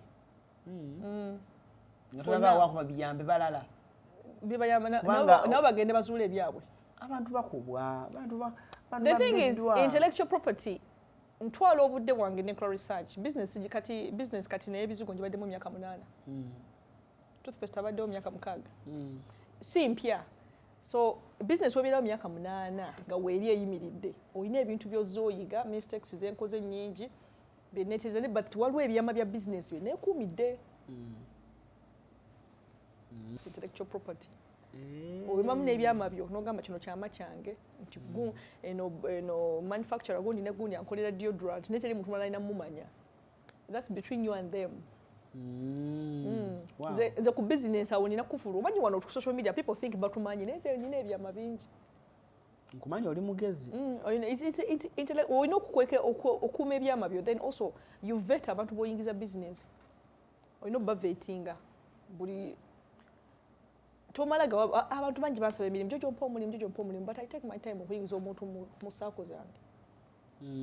Kubanga bambaze ba FBI kubega abamu definitely kukopa because tulina ba competitors baffe bangi ze badde mu business omwana nakikola atya ne ba competitors bagenda ku just friends badde n'emikwano gyange mingi egindiddemu enkwe ngajjanga mukwano ogwo ogenda okola naye atandise okutunda ebizigo yakusemberera kukopa. Ate bana Uganda bakola copy and paste tebaga kuteekamu research kutwala budde kusoma kintu kyagenda kukola. Jojo akoze sente mu bizigo naye agenda atandike tamayina byakola. Nga bakopa abaana bangi bakopa bukopi tebatwala budde okuyiga nti kino kikola kitya matenda kigolina okuyitamu kubanga abasinga batabula bizigo. Jojo sitabula bizigo wajje wange olabako oburume tabula bizigo Tabula bizigo. Because nze sasoma biochemistry. When abantu abasinga abatabula ebizigo, they don't qualify okutabula ebizigo. They are not. Abasinga wane e Kampala, they are not. I don't think muno mulimu n'omuntu ali qualified okutabula ebizigo. Ni babikola tabula ebizigo. Because the chemical compositions, they are really olina okubanga wasoma biochemistry. Omanyi lwaki nasalawo nennanga ebizigo byo? Nze ku kyano yange nagana okulanga abantu b'ebizigo. You have to be careful. But natunula ate oyogera amazima. Ebizigo byange sinze sirenga bizigo. Kati ekyo kyandeetera okwagala kubanga abantu abasinga wano e Kampala abatunda ebizigo bannange nze simanyi kye bateekamu owunya mu kizigo bwoti ng'okyuya kikufumita mu nnyindo. Hydroquinone at very high percentages. The safe percentage is 4%. Most people here, because tebalina labs to test the percentages. I think the government is regulating. So people are using hydroquinone at 8%. Very dangerous. Era banaize mbagamba mukosa ku kazigo ka Jojo ka si kibi nze baile banga serukanga nako wana abantu bagala obweru Uganda bagala obweru zangamba ne Jojo bizigo byo nga tebyerusanze saka bizigo bingubye nga bizigo tetwakugubya. That's that abantu abasinga kala zaabwe teziri nacho kataloza agubye kati singa weyerusa singa bayiko oluyi kalwatayimuzi bisatu. Definitely ovula akatale ofuna kabagala natural products era toothpaste ali natural, deodorant ali natural, ne kali lip therapy tukakula mbimuli kali natural. Ni abana wano kwerusa kuli katale. Ate nako sikubi. Baba kukola obulungi. Nako sikubi beruke. Tuli ku CRUZ exclusive, tuli ne Jojo. Hati Jojo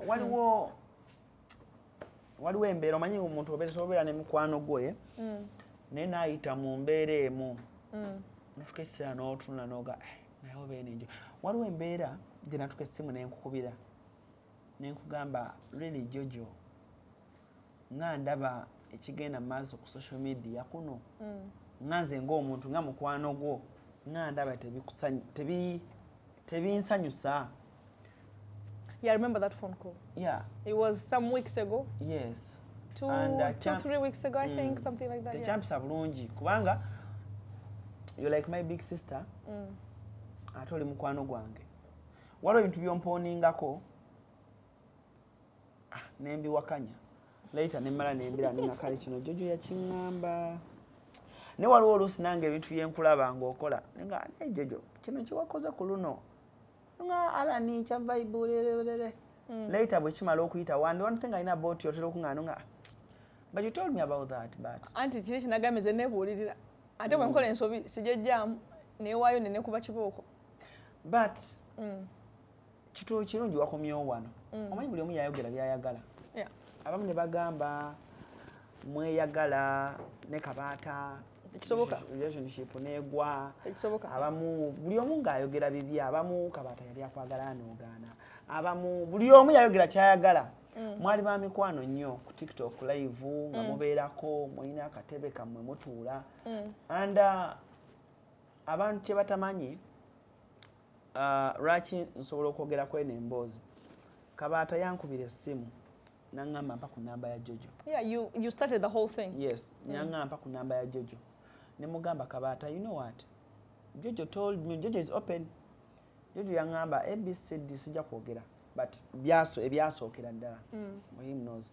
Nanga Jojo told me ABCD. Nanga no mwana tugenda kwetereza mpa njagala mugamba I'm sorry blah blah. Konze okay kale. Nenjimu and I called you. Ne mugamba Kabata nsabye namba yo. Ngati temnatandika kola zino live. And I called you ne mugamba Jojo Kabata ngambye muwe namba. Muwe kubiri ebyabaawo byamwe mwetereza. Nonga ala nisoke muwe abantu we bati muwe. Ne ngenda okulaba mutandisa okukola live zammwe bla bla. Husband wange ku social media lomuno omulagako Mwami Taylor nga omulaba Kabata. My social media husband bichi even Mwami Taylor is okay. So later on tugenda okulaba nga mwawukanye. Okay, tetwayawukana. That's what social media knows. Okay. And right now kirungi oli otudde weeyogerere nga tukulaba tukuwulira. What happened between you and Kabata? Tokyagenda ku live temukyakwatagana oluusi tulaba olinga agira alinga akuba obuyimba obugira. What happened? Kati, actually, I didn't expect Onkuta by surprise, but I'll take it. Onkuta, I suspected ogena bimboza. Naye mbadde siri sure nti ogena bimboza. Naye anyway. Yes. And I've never really talked about it. Yes. And I'm comfortable talking about it because you know a bit of more history than most people do, you know? Yes. Yeah, like when we started, suddenly can end a good note. You remember, we had the conflict. Naye, when we started, and it involved money. And you know, I'm sensitive with money, me. Singa abantu bamanyi ze, sensitive with money. I remember very well. Chitwandikira ku good note. I let that go. Nitandika a fresh page Naye. So I had an arrangement Naye, which I paid him every month. Sija kwogera sente mekazi nali musasula, but Naye ku videos yali agamba Jojo chi? Jojo boss wange.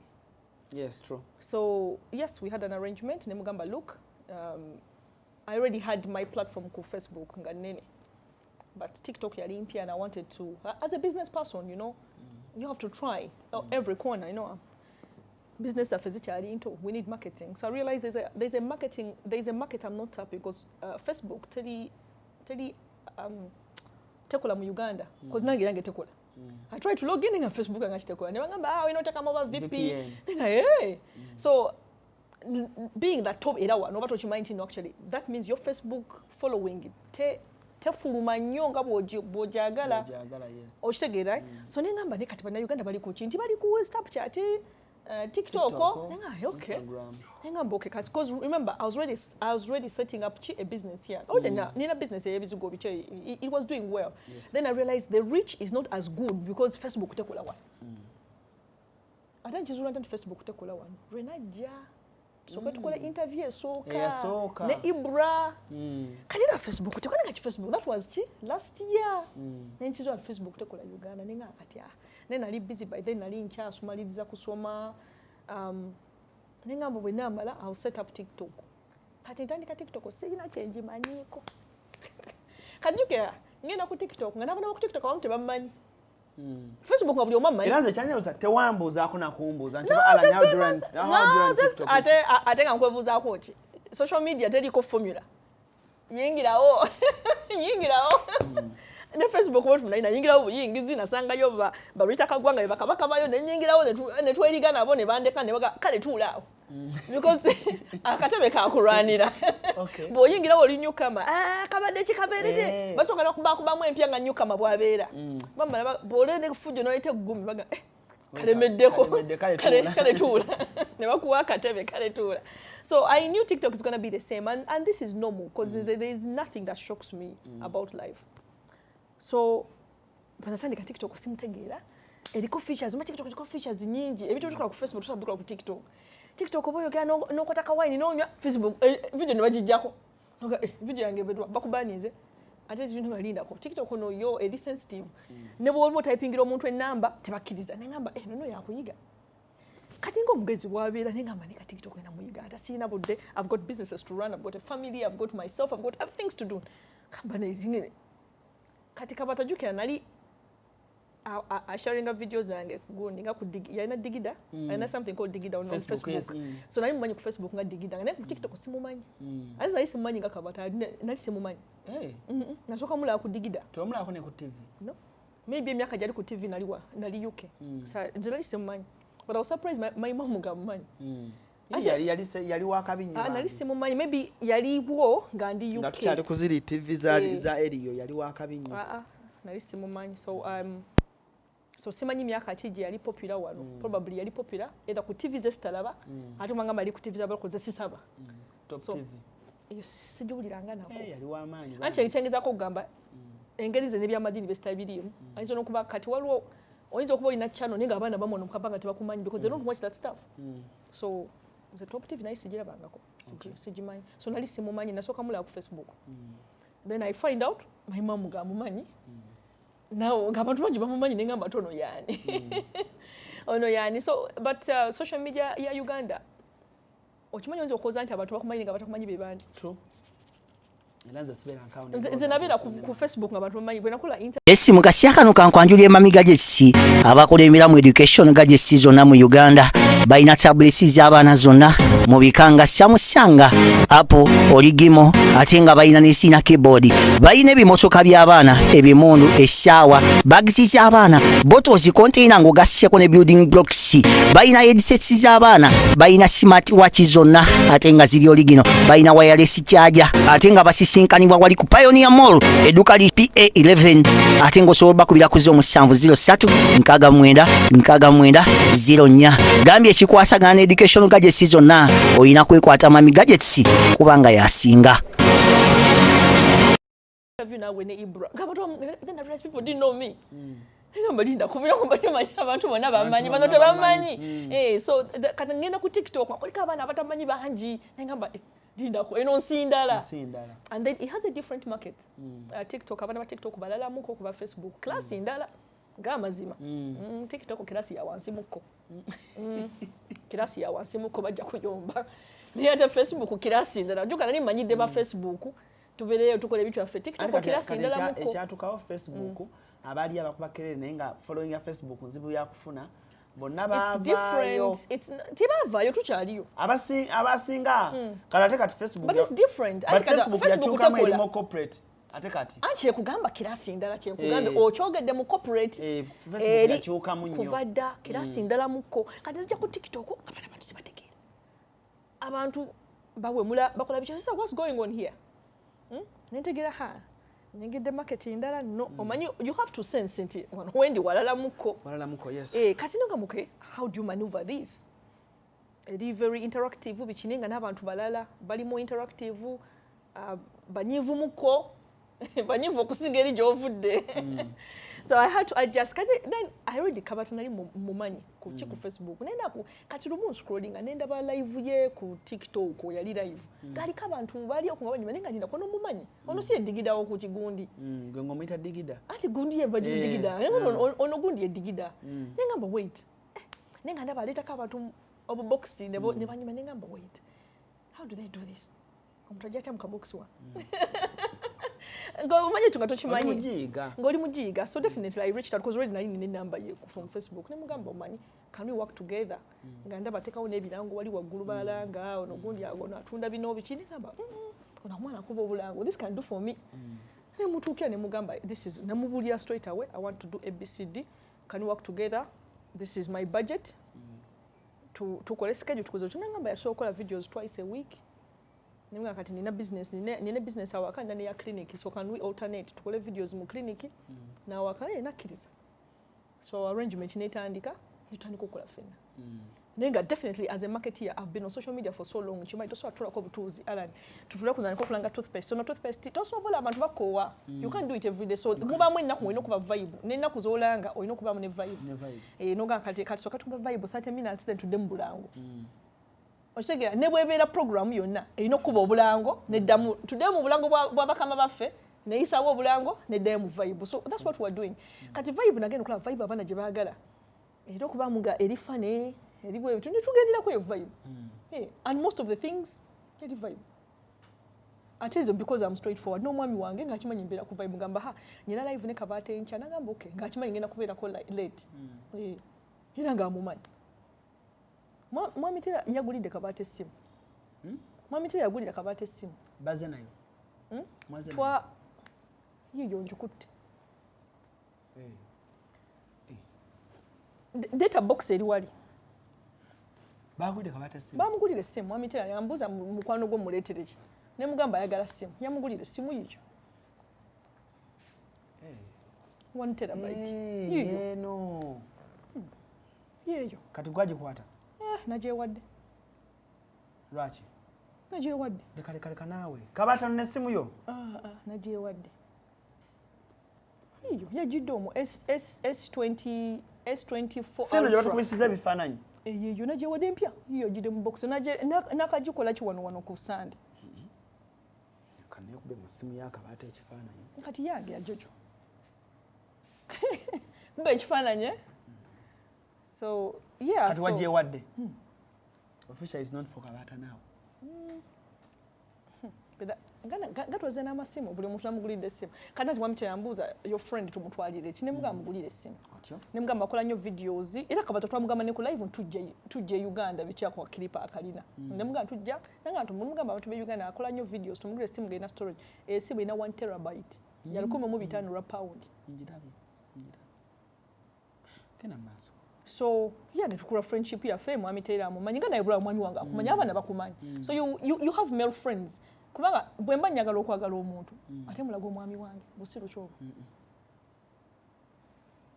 so we had that banter nga tunyumya nambuza bino ne tuseka live nenga tetwalina mukwano ogwo nti live bwe gwa tubera ku simu atunyumya no really tubera ku live twalina anjoga Jojo tuli live enchanti kali kati ala nawe tukola nnyo lives I mean tuwakubira amasimu tubera ku masimu tuga Jojo ndi nawe enchanti je tutwala akaseera nno tumala n'emyezi nga tetwogedde netekitegeeza nti kati ne Kabata twalina that thing nti ennaku zengenda okukola naye live nzimanyi nga twaziteeka dda nti tuli ku Tuesday tuli ku clinic ku Lwokuna tuli waka ekiro saawa bwezi tinganze manyi saawa zetugendako live nga mugamba linako ngenda kuba leero omwana amala leeti okusoma so we had that friendship nenga strictly yali business so I was surprised amuna kuteekamu emboozi tweyagala nenga ngenda mwagalira wa I live in UK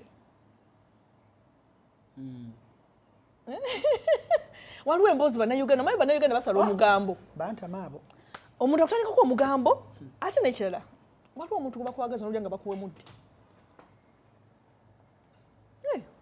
I'm just going to say it as it is anti leero tuli kwogera point blank waliwo omuntu gubakwagaza ne bakuwemula waliwo omusajja akwana kalize Kabata sigenda gamba nti yali ankwanyeko bw'aba neegomba it's okay sini mukazi mubi era ndi mwa myaka gye sinze mukulu ennyo sinze muntu ennyo but that's not what happened so people started this narrative because intula naye ate mikwano gye bafuuka jealous cause zali musasula people have to understand omuntu akuwa sente aba priority alani bobo ino omuntu ng'akusasula buli mwezi aba priority ku live zo kala namusanga ina mikwano gye byakolanga nabo live ne tebasasula ze nsasula kati nga kwanteekako mbeera priority ate ne mugamba tobateekako may I pay for this space naniko banyiza cause balinga mikono gye sasulira obudde bwange kuno siberako buli lunaku mbeerako emirundi ebiri oba ebiri esatu maximum week so ate I pay buli mwezi nsasula it is not free this is airtime I pay for why tojja byabwerere sekola buli live yali paid for it was very transaction buli live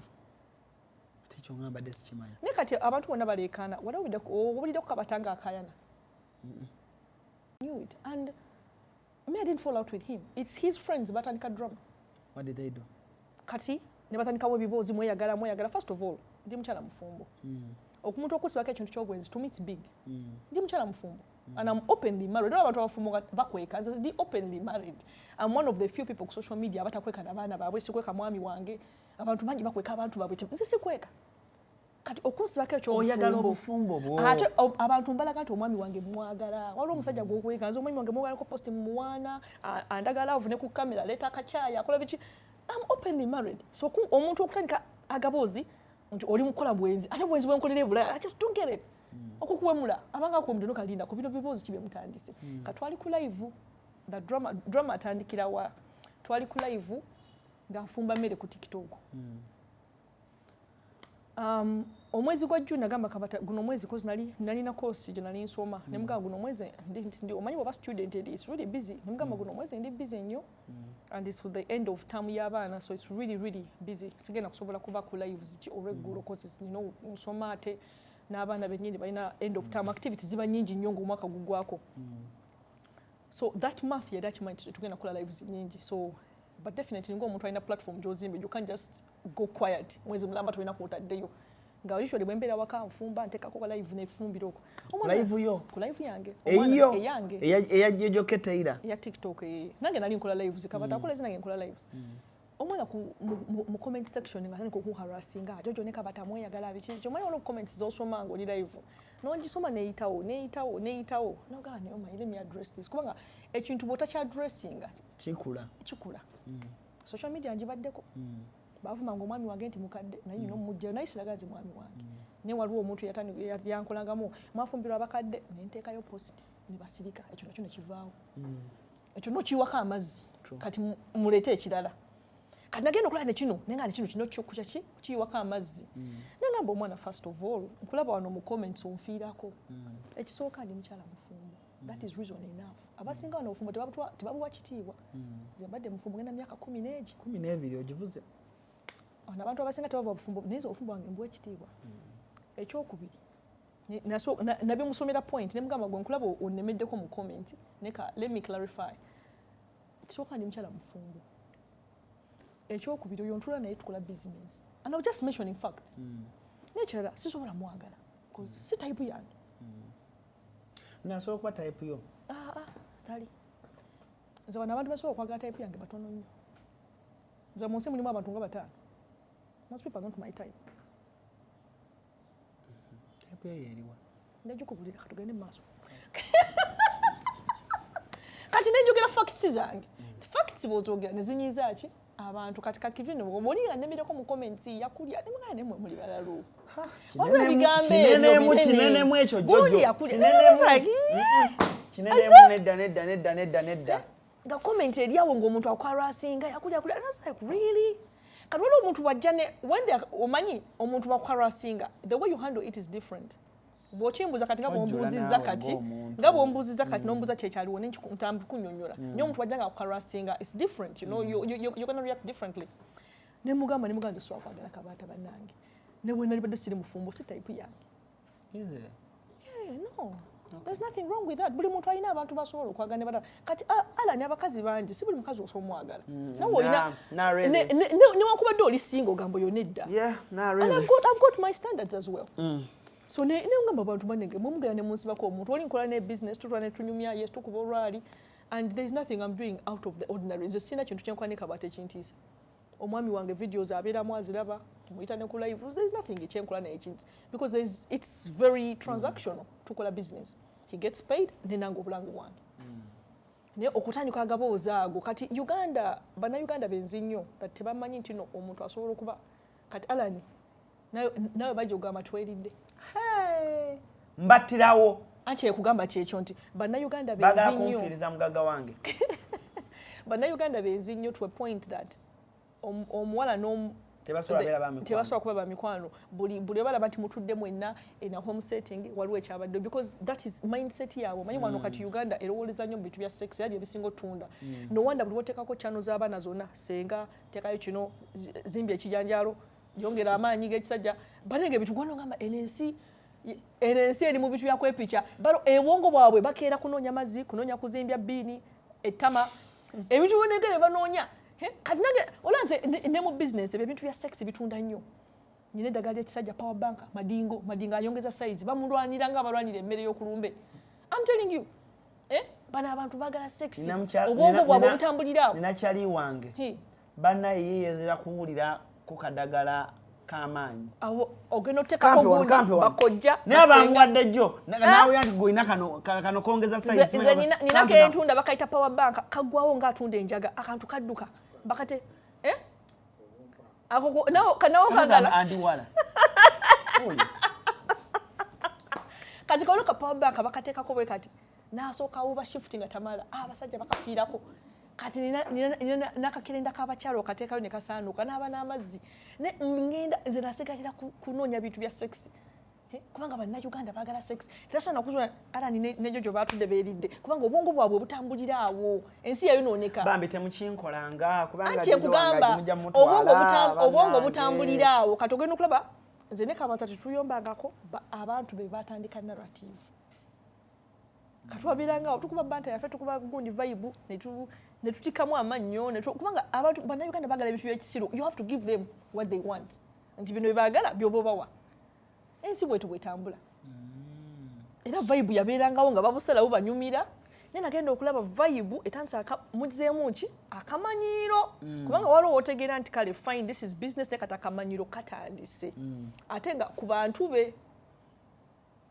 nenzigalawo olugi nengamba stop here ate Kabata yennyini yakiraba nakimugamba emirundi mingi he did nothing about it kati alani bakugamba audience yo saagala bino ekintu kyekola sikyagala then ne bakwata bu video obwo nga nennyonnyola ne babusalamu ne babutambuza ekyasinga okunyiiza kulaba abantu benali nnyambyeko kuliko abaana bajjako ne bakaaba gundi Jojo nyamba bikiko oli oyambyeko nakola mu live nakuvuma naye tekinsuula kyali mulamu sikendeddeko wadde n'ekikumi neyongedde okugejja notulanga ngeze onyiridde nnyo by the way neyongedde okugejja era nsoose kikubuza nga twakatuuka negana naye Jojo ng'onyiridde nnyo nzena ebitansuula bizinesi zange zitambula clinic eri busy enkya ntwala mwani 40 poto tugendako eyo mutwalako mutwaleko toyogerayo njagenda ate banaatuteega batya nze si batya tetutambule tetulange tulina okunyumirwa obulamu kubanga oli takwagala Sharifu yambale nga tejja tugenda 40 poto motoka twagula mpya ejja tutuuka ngena 40 tugenda kwesulako mu hotels ennungi eziri eyo tulambule ku ggwanga tuli eno nakasero obulamu butambula ate bwenva wano tugenda Thailand ffenna nakugamba nkutwala okiwulira ekintu ekyo kimu bwenva Thailand nzira Korea guno omwaka gwa kuzunga I'm not losing anything I'm telling you people get good friends I mean why don't you get good friends a good friend that takes you to Thailand you know I mean tugenda bera Thailand ngenda kwambala nga bana ba Bangkok oyina gyontwala Luweero totandika biboozi byo naawe wamma oyo muleke kyobadde nja kugamba so that's what happened wombuuza nti mwabaki we didn't nothing happened abantu be batandika drama ne bamugeza n'ennyinyi ne drama n'amuyitira kwanga ne yatunalaga bide bitu bitandise bita biggwere kwanga ne kyamuyitirirako but at the end of the day mwami Kyera yamugulidde simagamba bought something for your friend omanyi omwami wange wakisa omulabye wakisa ng'agenda mwami Taylor mukama yamumpanga kirabo sijja babu lya bisinga kawo naye oli omusajja mukama yamumpanga kirabo mwami Kyera yamugulidde simu kati ate nze agenda obingamba nagamba I bought something for your friend wangamba ayagala simu this one ekola videos ennungi ate ina storage nagenda okola mu simu ki 1 terabyte okukebera sente nga sente nyingi nnyo 10 nagamba notu kati drama atandike simu bajuguze nagamba bangi njitwale njimuwe so mbadde wano wiki number kimanyi weni tankubidde takoze ekinenga nenjija mu box kasi amala wiki number nga takubidde mbaddewo nnaku mmeka natuuka lwakutaano engolinze Kabata akubireko bambi nani ebirala bye nali mugulidde nabigage Kabata akube essimu naawe nedda it's okay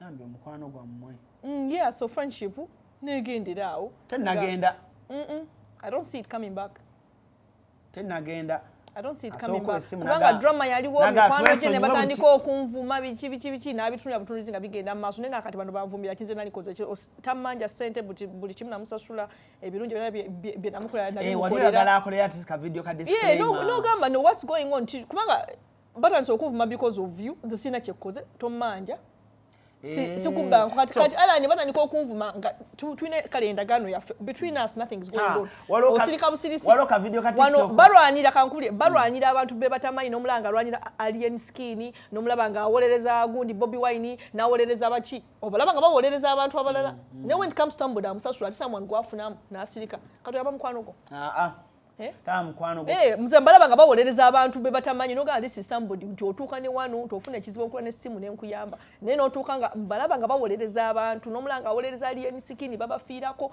n'omulanga awo ne mugamba okay when something happens where they're supposed to stand up for you they don't never baleka oli n'akuyuza n'akuvuma n'osuluka n'ogamba and you said nothing nze waliwo video gye nakola wano ate ebigambo ne babijja wano ne babiyunga ne babikolamu ekisimula ne n'olanga batwistinze ebintu babigasegase oli n'asirika n'ogamba okay you know what forget naye sikuma busungu mayinza simanyi na kunyiiga naye mwesonyiwe muddewo me sikyajaga friendship eyo sikyayagala tokyayagala toyagala muddewo mutukolera video ennungi ezatunyumiranga ne Kabata nga otulaga ku figa yonjirina nsogiraga seetaaga Kabata okulaga figa amwatukolyanga bu video nga tunyumirwa figa yonkyagirina vibe yakendeeramuko ejja kudda nze naturally nina vibe ze embeera zange nze naturally nina vibe ze embeera zange ze nina olwali amu vibeas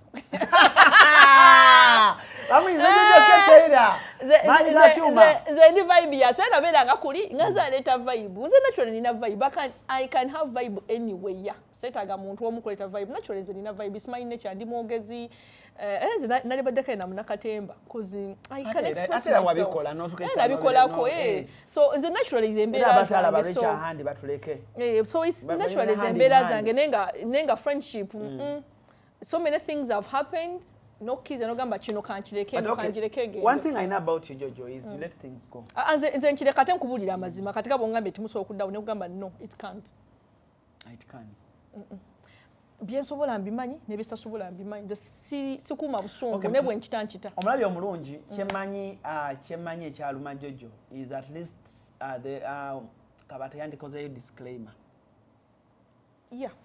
At least yandiba disclaimer. Ebyo byonna but still it's mikwano je tubata nebibadde byaggwadda katulaba olaba wamuledde n'essimu n'etuuka ne wano n'omulinda. Mwami Tera yajindaga ku gundi nga tupaakinga. Nengamba it's kirabo yakigulidde oli. Nye bwe nalabye receipt yaayo nendaba ssente zaayo nengamba eno yange.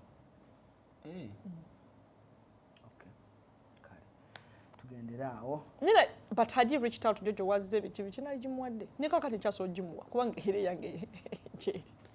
Okyaso jimuwa. Nika si kyasobola kati. Jojo. Ngokyuka kyuka. Si kyuka I could twagirese.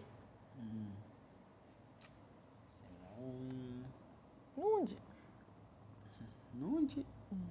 Yajiguze nagulyako cover bulikimu agula ebintu nabigula nabiguze ngeriko cover biki kati yangambye ate simu ngojukute mwami wange tamanyi nakumanya nti ze ne Kabata tetwogere olimba talina kyamanyi bambi simu yo Kabata kubira Jojo esimu yo gifune that's not happening tujiwe Kim Kim ayina simu yo kati yange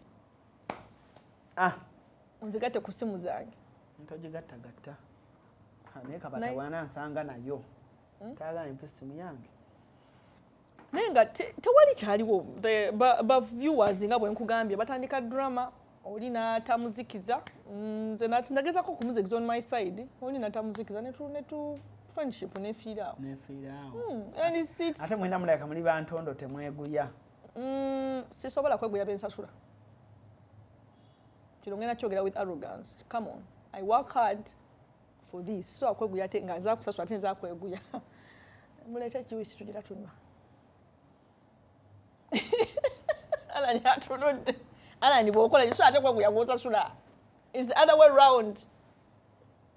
Kati ala nikankubulire mu nsi eno kakino kankikubulire abantu abamu bajja kunyiga ne mu nsi muno mulimu abantu beweetaaga nga when tables flip omwetaaga nnyo okusinga gye bwakwetaaga okimanyi okimanyi ekyo mu nsi mulimu abantu nga gwa mwetaaga okusinga bwakwetaaga nga they can move on and replace you but you can't replace them.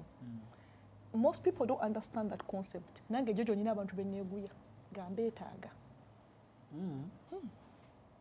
First of all, omuntu amultiplying assets zange in a positive way. Kati kangu example timu mwetaaga. Omuntu ankolera sente. Omuntu w'amazima. Omuntu akwekitiibwa omwetaaga nga akuwa that. So ne mu business tulina abakozi nga dogunda kukolera ng'omwetaaga toyagala mukozi oyo kuvaako. Nga lwala n'omukozi wadde akukolera agamba guno omulimu siguvaako nga kimanyi talidda muki kufuna. Mu nsi tulina abantu betwetaaga. And there are people bwagenda it's okay. Ninga waliwo abantu nga bwagenda kikuluma nnyo.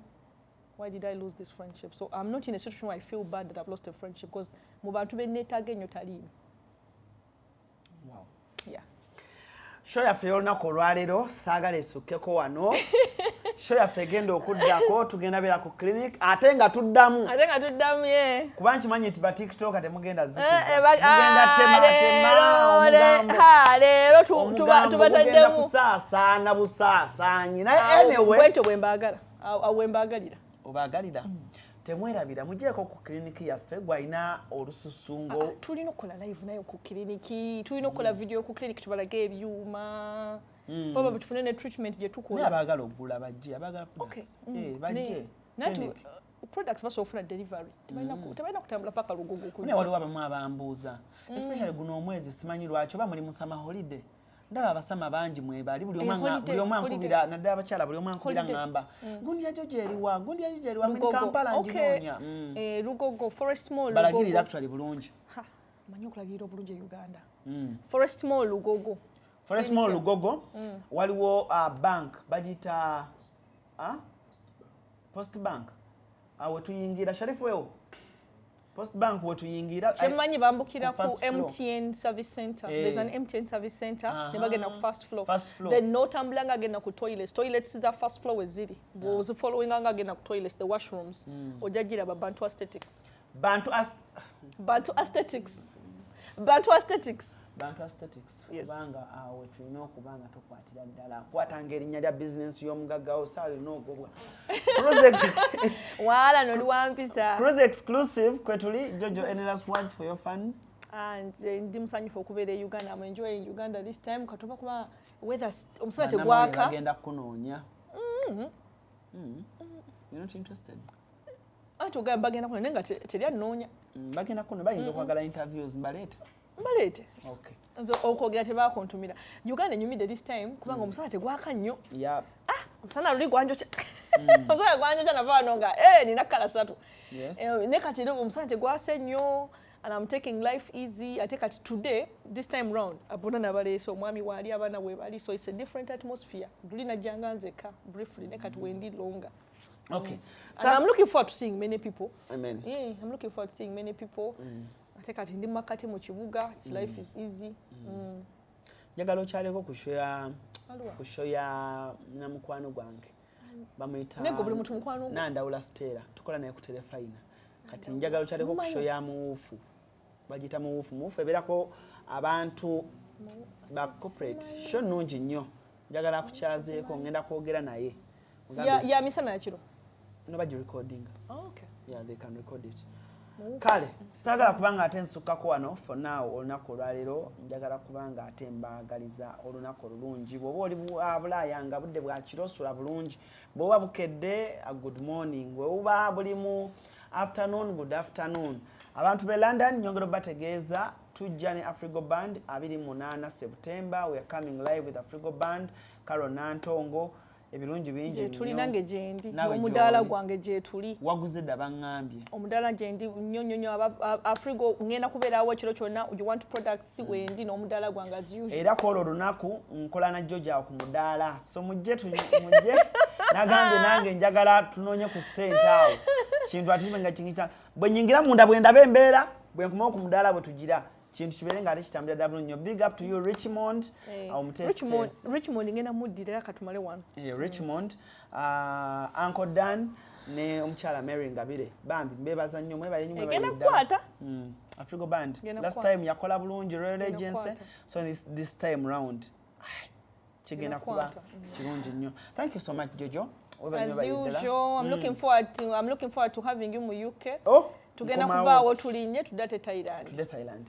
Sasa kubanga ate nsukako wano olunaku olwaleero for now muse bulungi mwera.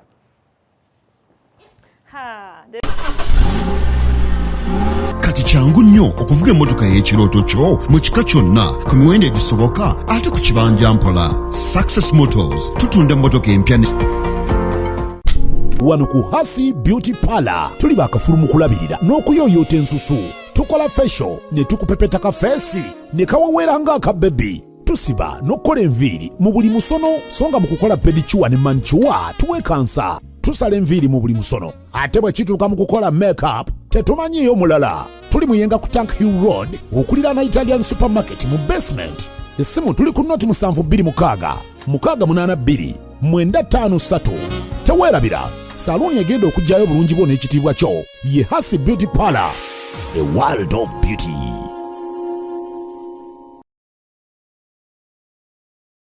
Esi mukasya kano kankwanjulya emamiga gy'ekisi abakulembera mu education gadgets zonna mu Uganda balina tablets z'abaana zonna mu bikanga Samsung, Apple, Origimo ate nga balina n'esiina keyboard. Balina ebimotoka by'abaana, ebimundu, essaawa, bags z'abaana, bottles, container ng'ogasseko ne building blocks.